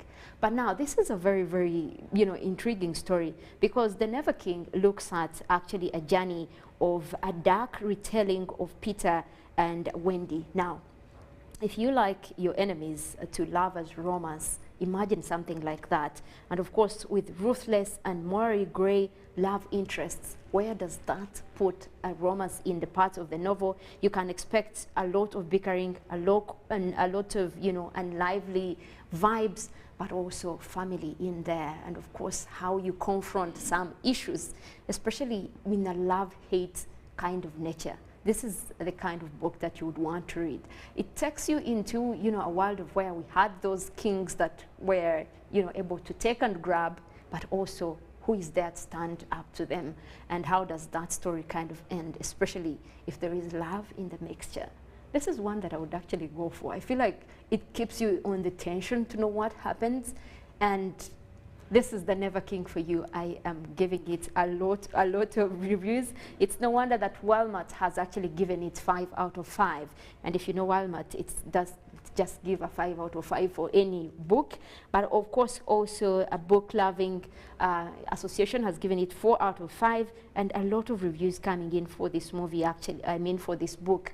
And obviously, you know that it's a good read for you. You can look it out, of course, online, but also most of the published articles also about this book really reveal the kind of nature that will be interesting for you for this weekend. Now, what else can you look out for? And I don't know, Philomena, are you taking the book or the movies, or are you going for both? Today I'm actually really interested in the book. I like when people see life from the reverse side. So clearly, I am going for everything. I am not going to be selective. Today I am going with the movies. I am also going with the book. So yeah, I think it's worth a read. Well, and we also know that there is a music festival happening that is also bringing in a lot of artists this weekend for the independents. This will be actually starting off today, I think, for a lot of areas. And of course, this is where we do expect the Sauti Soul to also come in. It's an Afro kind of, setting, and I think we're looking out for. But also, I think there are a lot of also Ugandan artists that are going to be there. Yes. Now, this is called the Afro Palooza. Of course, it is being, fired by MTN. And of course, it will be starting from the 8th to 9th. It's a full blast. This weekend is just going to be amazing with that one. Yes, and of course, I think it's a one of a kind when we talk about Afro Palooza, bringing in the Ugandan artists, but also the fact that we're going to have the Sauti Soul, and of course a lot happening. But also there was a big announcement yesterday for some of the festivals that did not make it past COVID-19 that are going to be back. And of course, we're talking about one of the youth favorite, I think. Yes. And we're looking at the Kadanke Youth Fest. This actually stopped before COVID. Yes. And now they have actually come out to announce. Yesterday, the producers did announce that they are going to bring back Kadanke Fest. And of course, they have now actually slated it for the Sunday of the second week of January. And next year, we'll be looking at 14th of January. It will be in Kampala, and of course they have already started on the preparations for that. We cannot look out for a lot of that, but again, we know that there are a lot of festivals that will be happening this weekend. Yes, and also, by the way, we do have the trade fair that is still going on at Umar Grounds, and I think it's supposed to go all the way till the 10th of October. So we are still, you can go and pass by, buy things at slightly cheaper price compared to buy Uganda and build Uganda. Yes, we have to support Bubu, and you go watch musicians. I was actually told the other day when I was talking to the business director at Umar, he was telling me, listen, in the evenings we do have entertainment, we do have artists, Ugandan artists who come to showcase their talent. So yes, go buy products, go support Uganda, go have fun. So really, you cannot say we did not avail a buffet of activities for you. There is a lot for you to actually do this weekend. And of course, you know, this trade fair kind of gives you buy, but again, I think as a bonus, you get to see the free entertainment. Thank you so much. I think that's one to go for. That's one you get, yes, more than you bargain for. Anyway, we do have sports coming in, the updates for you who love sports, for you who's interested in basketball, soccer, everything and anything. The updates will be coming in shortly. Don't forget, we still have Juliet Namukasa, a poetess, a great poetess, who will be giving us again one more poem much later on in the hour, celebrating Uganda, the Pearl of Africa. It is Good Morning Uganda Friday special.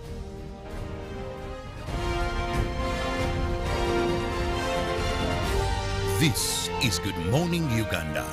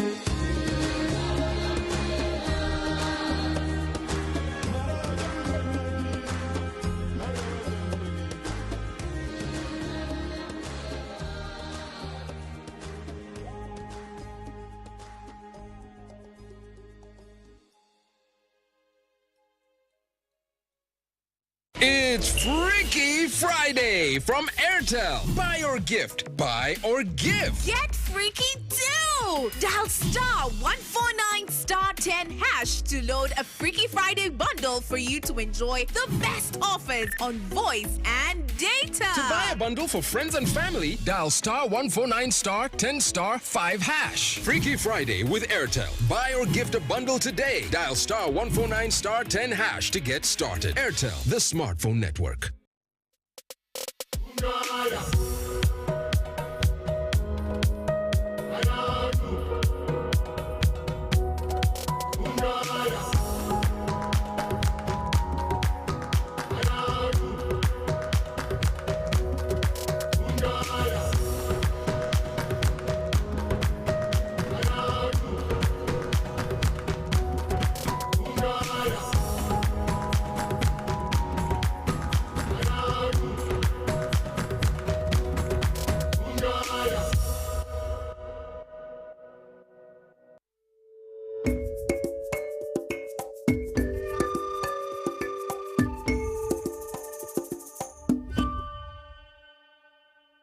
Forget last season. Forget the oohs and ahs. Forget every moment that stole the show. Because the real show is here on GoTV. It's the new season. It's action-packed and it's going to be non-stop football. With over 1,000 games from more than 7 leagues and cup competitions plus a World Cup. Make sure you get the best seat in the house this new football season. Get a GoCoder with 1 month of GoTV value for only 25,000 Uganda shillings and enjoy non-stop football. GoTV Uganda. Love it.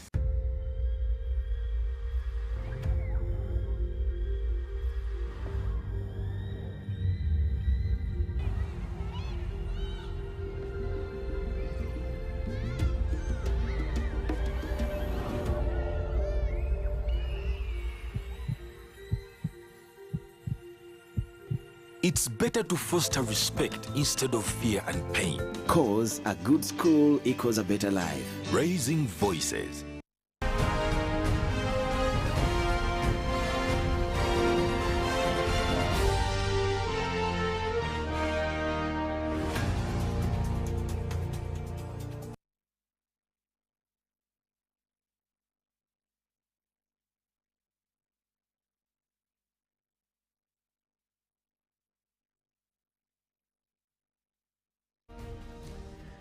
Well, my name is Ruben P. Machibirango. I'm going to give you sports. I know everybody wants to hear my word on the game. That will be a game 5 between the Blazers and the Oilers. But I gave my verdict yesterday when I did talk about, actually on Thursday, I think, after game 4, when the Oilers beat the Blazers.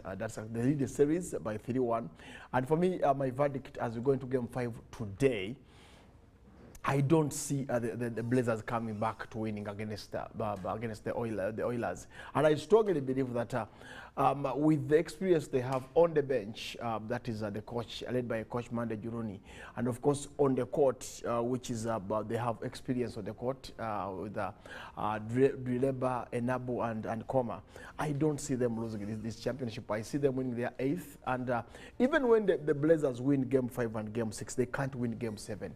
It's so psychological that the Oilers are in the driving seat to win game 5, and if they do, that will be done and dusted. It will be a championship, their 8th, and we will be asking ourselves, why can't we find a remedy to stop the Oilers team?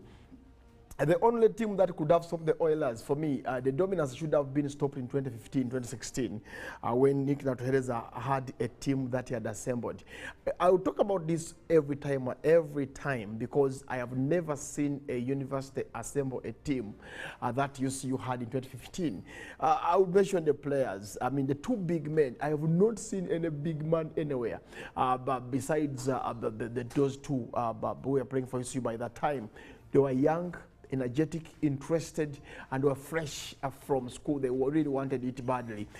Just imagine having a team that has Desmond Owiri, and only that he had a short fuse, Desmond, but would give you one of the best games. Then Ivan Lumanyika now plays for the Oilers, Lumanyika. So if you have Ivan Lumanyika and Desmond, then you have the supporting 3 of Sunday Okot was a captain by that time.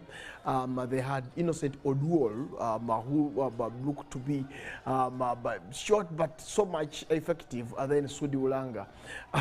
That's the best team I've watched. And the bench had the veterans like Martin Okoko and Boniface Okello. But then you go to the young lads with Fadili Chuma and the young Jonathan Egau. I'd wonder whether UPDF knows how to use a Egau. But for me, Egau at UCU was one of the best younger stars, with him and Stephen Wundi.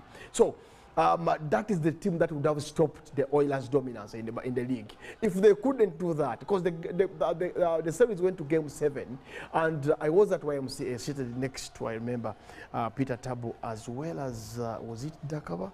Who was seated next to me when I was watching that game? I think it was Emanzi by that time. But for me, they had a team that could actually move pound to pound. I mean, physically, they were way up there. But the Oilers, for me, the introduction of Ben Komakech in the final quarter changed everything, and Desmond had to lose it in the final minutes of the game. But now, when you look at the players playing today, Blazers might have acquired the services of Chris Omanye. They got from the man who was Kerry reject. Then they would have also acquired the services of Joseph Ikong, Saida Misi.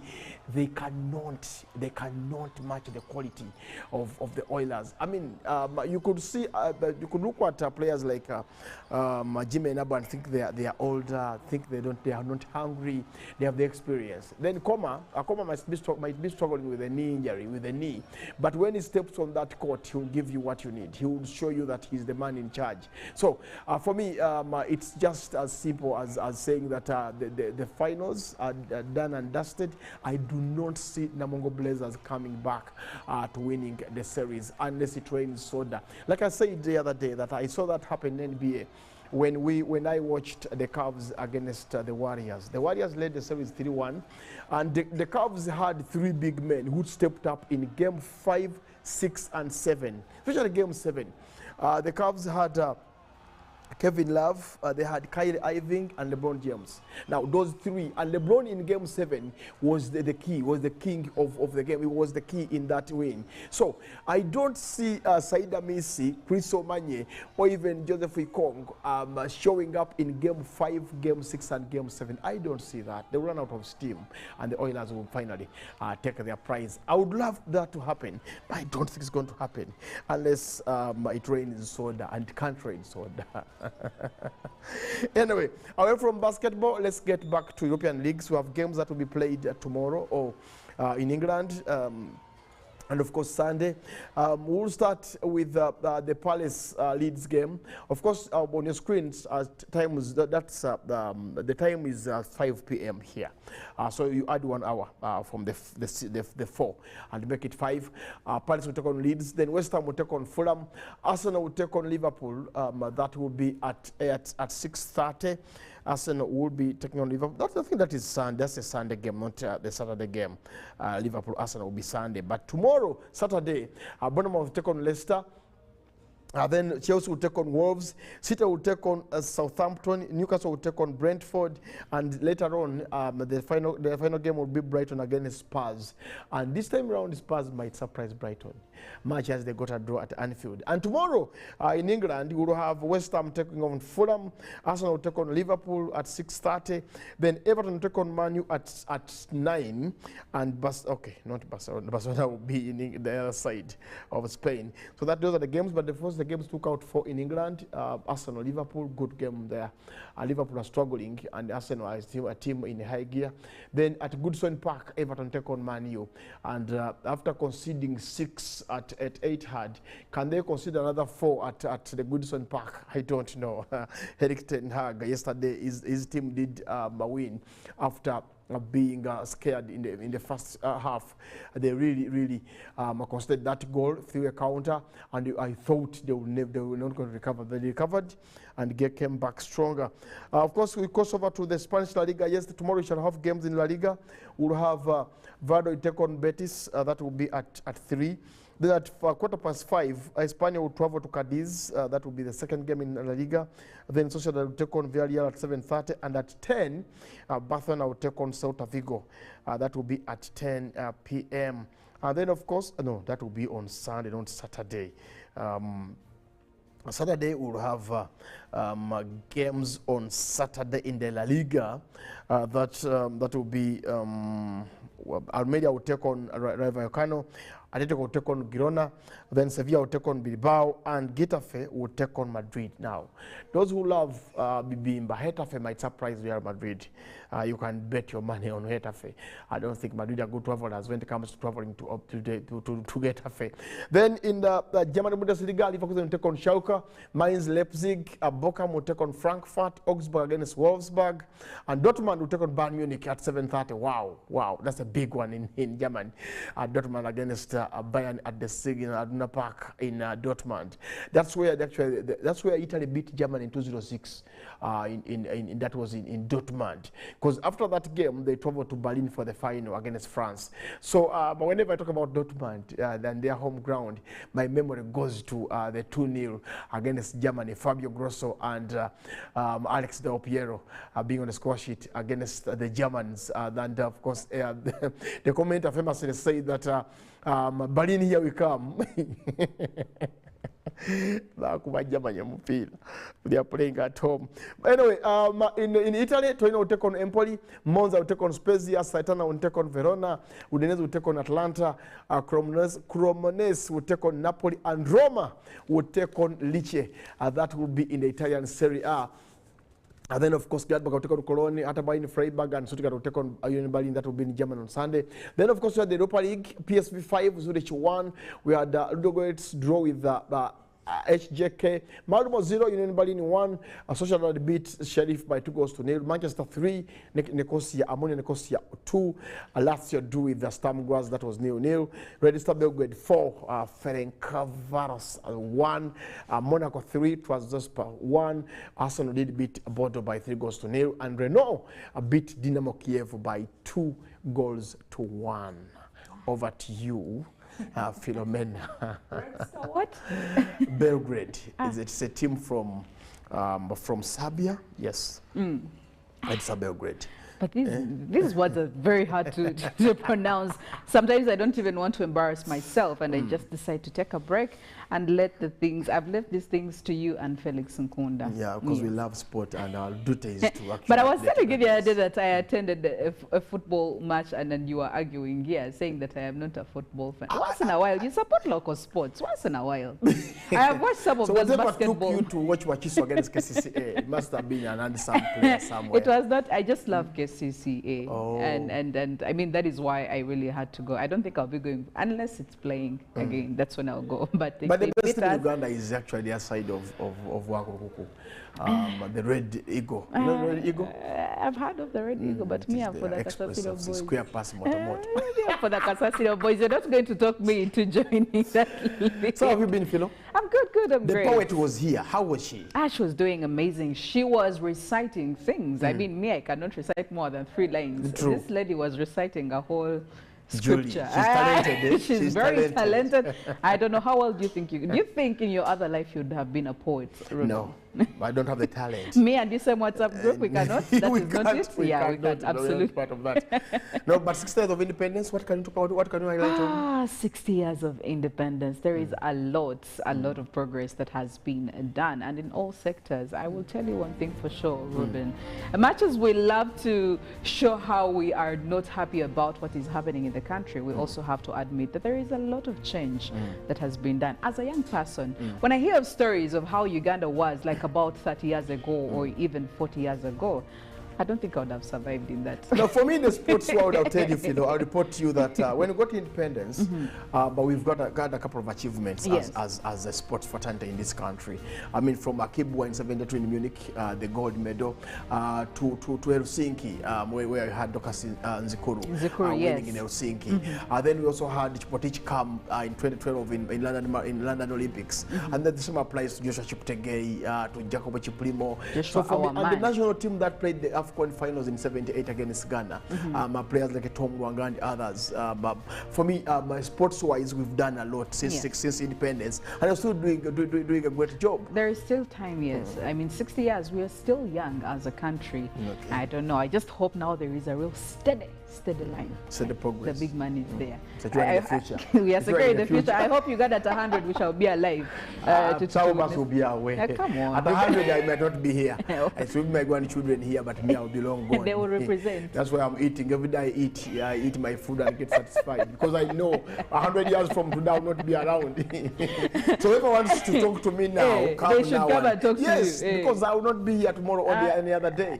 Tomorrow is 100 years from today. You can be a little bit optimistic. By the way, you'll be shocked when you're still alive. This is 2022. I know. 100 years from... We're just 40 years away from Uganda now. is 60 years. Yes. Now, 40 years from today, I might not be anywhere. Okay, you may not be able to sit on a stool like that. I'll be somewhere in the grave lying with the bones in the coffin. Listen, you may not be able to sit very stable on a stool like that in maybe 40 years to come, but you may be around, honestly. I don't think. You don't think? Actually, I asked God to not waste people's time. If 65, 70 comes, let me just meet my ancestors. I would have done my part. What else do you want me to do?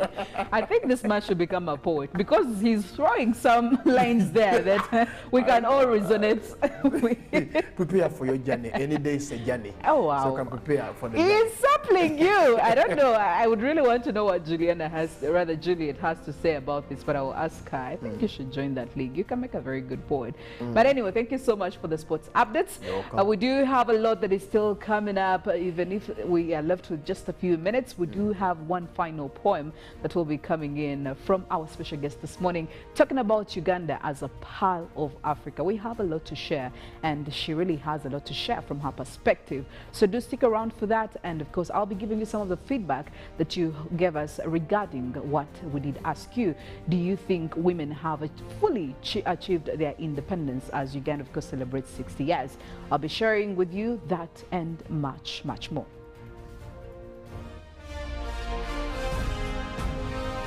Live from Now Avenue in UBC Studios,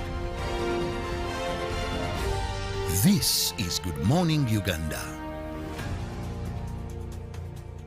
Forget last season. Forget the oohs and ahs. Forget every moment that stole the show, because the real show is here on GoTV. It's the new season. It's action-packed, and it's going to be non-stop football. With over 1,000 games from more than 7 leagues and cup competitions, plus a World Cup. Make sure you get the best seat in the house this new football season. Get a GoCoder with 1 month of GoTV value for only 25,000 Uganda shillings and enjoy non-stop football. GoTV Uganda. Love it.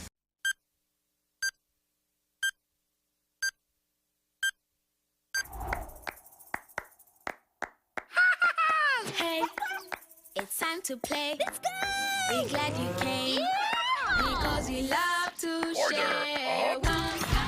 Let's have some fun. What should we try next? With everyone. Because we love to learn together. Making new friends forever. Sesame Street friends.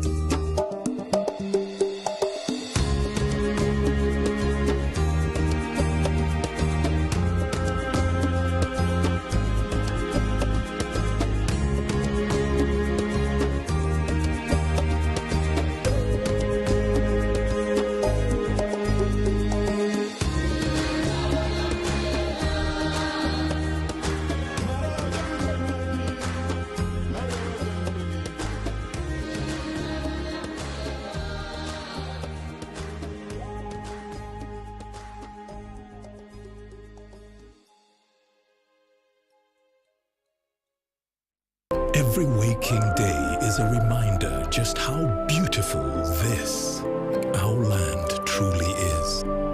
The kind of beauty that you can only find here, in the lush green all around us and the wondrous sights within. It's in the distinct aroma of our cooking to the taste of food that takes you on a journey, in the sound of homecoming and the sound of Mother Earth.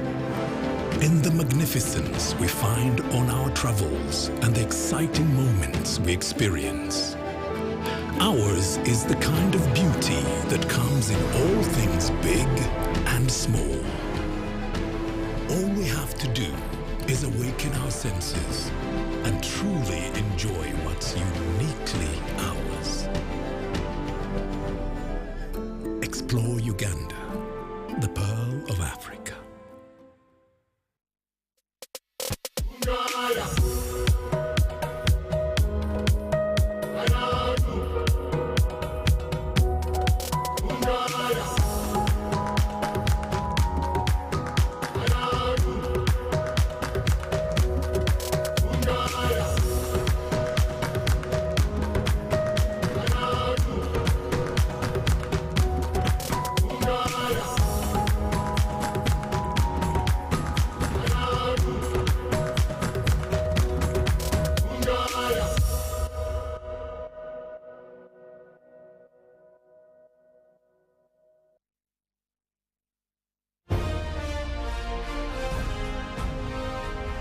Live from UBC Studios in Kampala. This is Good Morning Uganda.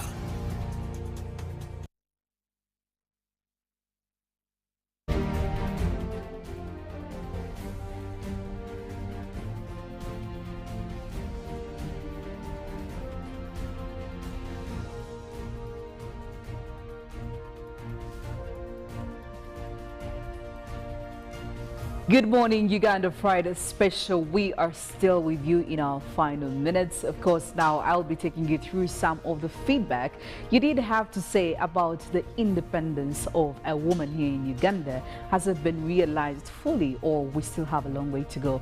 And thereafter, we'll be having the final poem of the day from Juliet, our very special guest this morning. But earlier on, we did ask you, has a woman in Uganda finally realized their independence? How would you rate our journey when it comes to this very specific topic? Do you feel you are independent as a woman out there, as a Ugandan woman, since we as a country are celebrating 60 years on Sunday? Well, we do have some feedback coming in from you at Woki, and you are saying that, well, there is quite a lot that is yet to be done, but of course you are also grateful that we are talking about this. You ask, what does it really mean to be an independent woman? An independent woman is one who is confident, informed, self-reliant, can ably take care of her family with or without the husband's help. That's the reason we decided to treat both boys and girls equally. That's why you see many girls in schools, and parents these days pay fees for girls before boys. Thank you so much at Woki.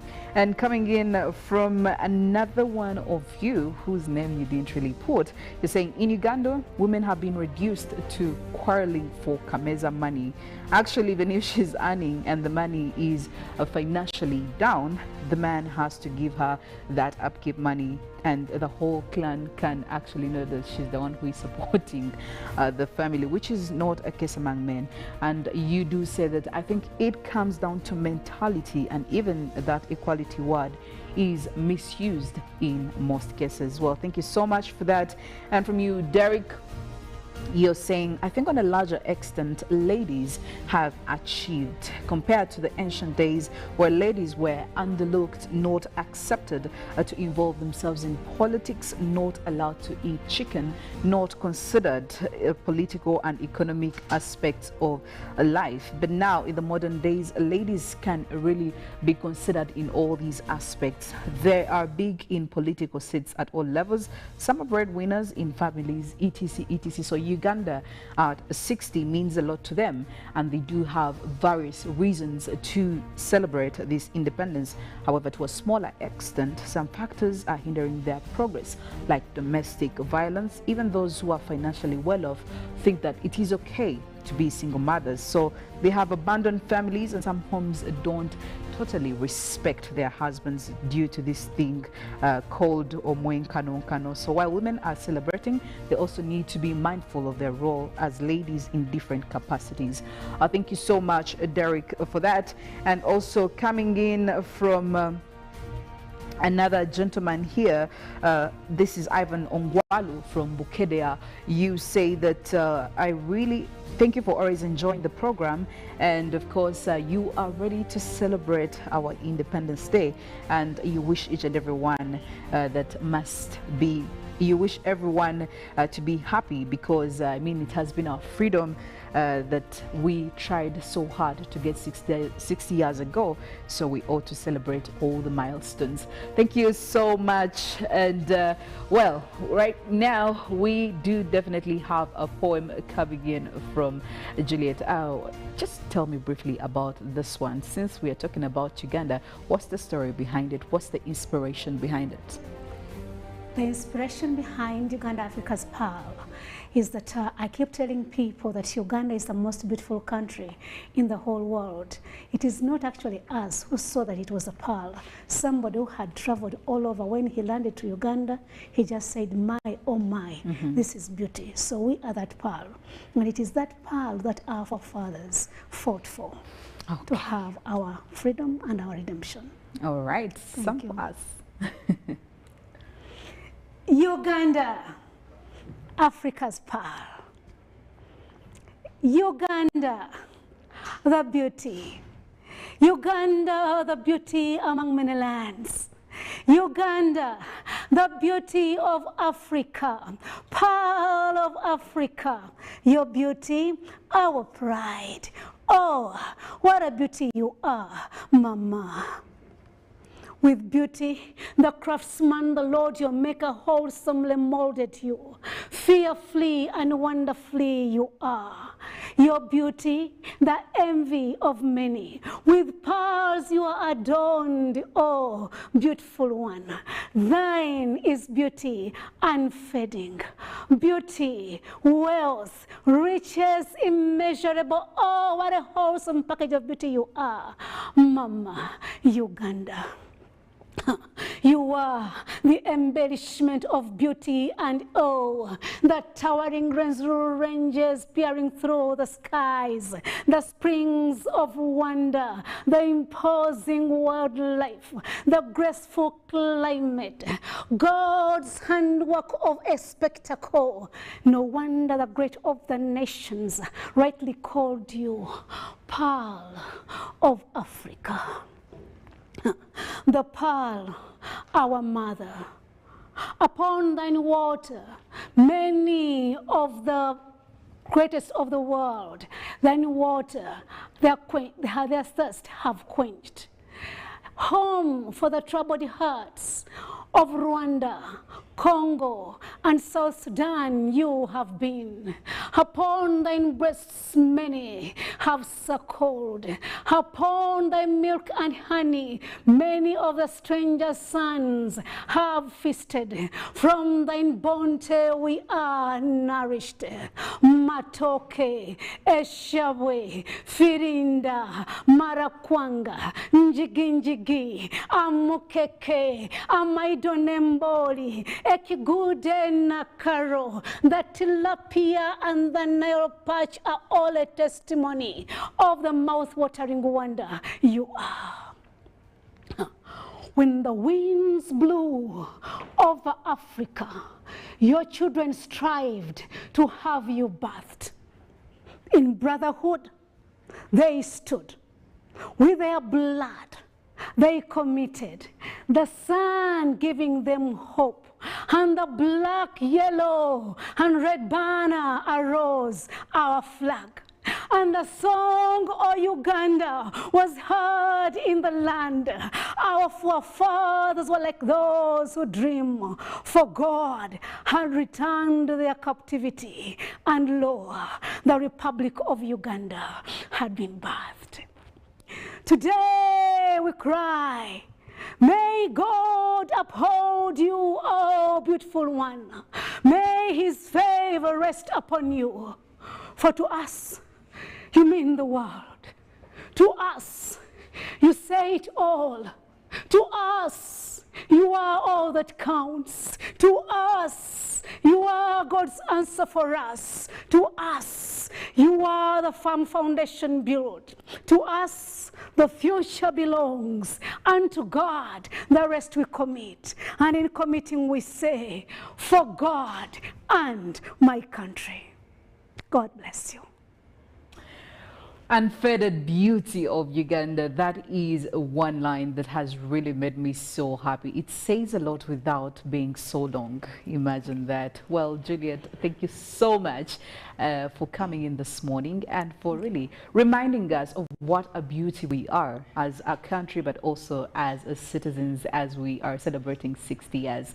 Thank you so much. Every other day, continue doing that. We need to be reminded, Ugandans, with all that is happening once in a while.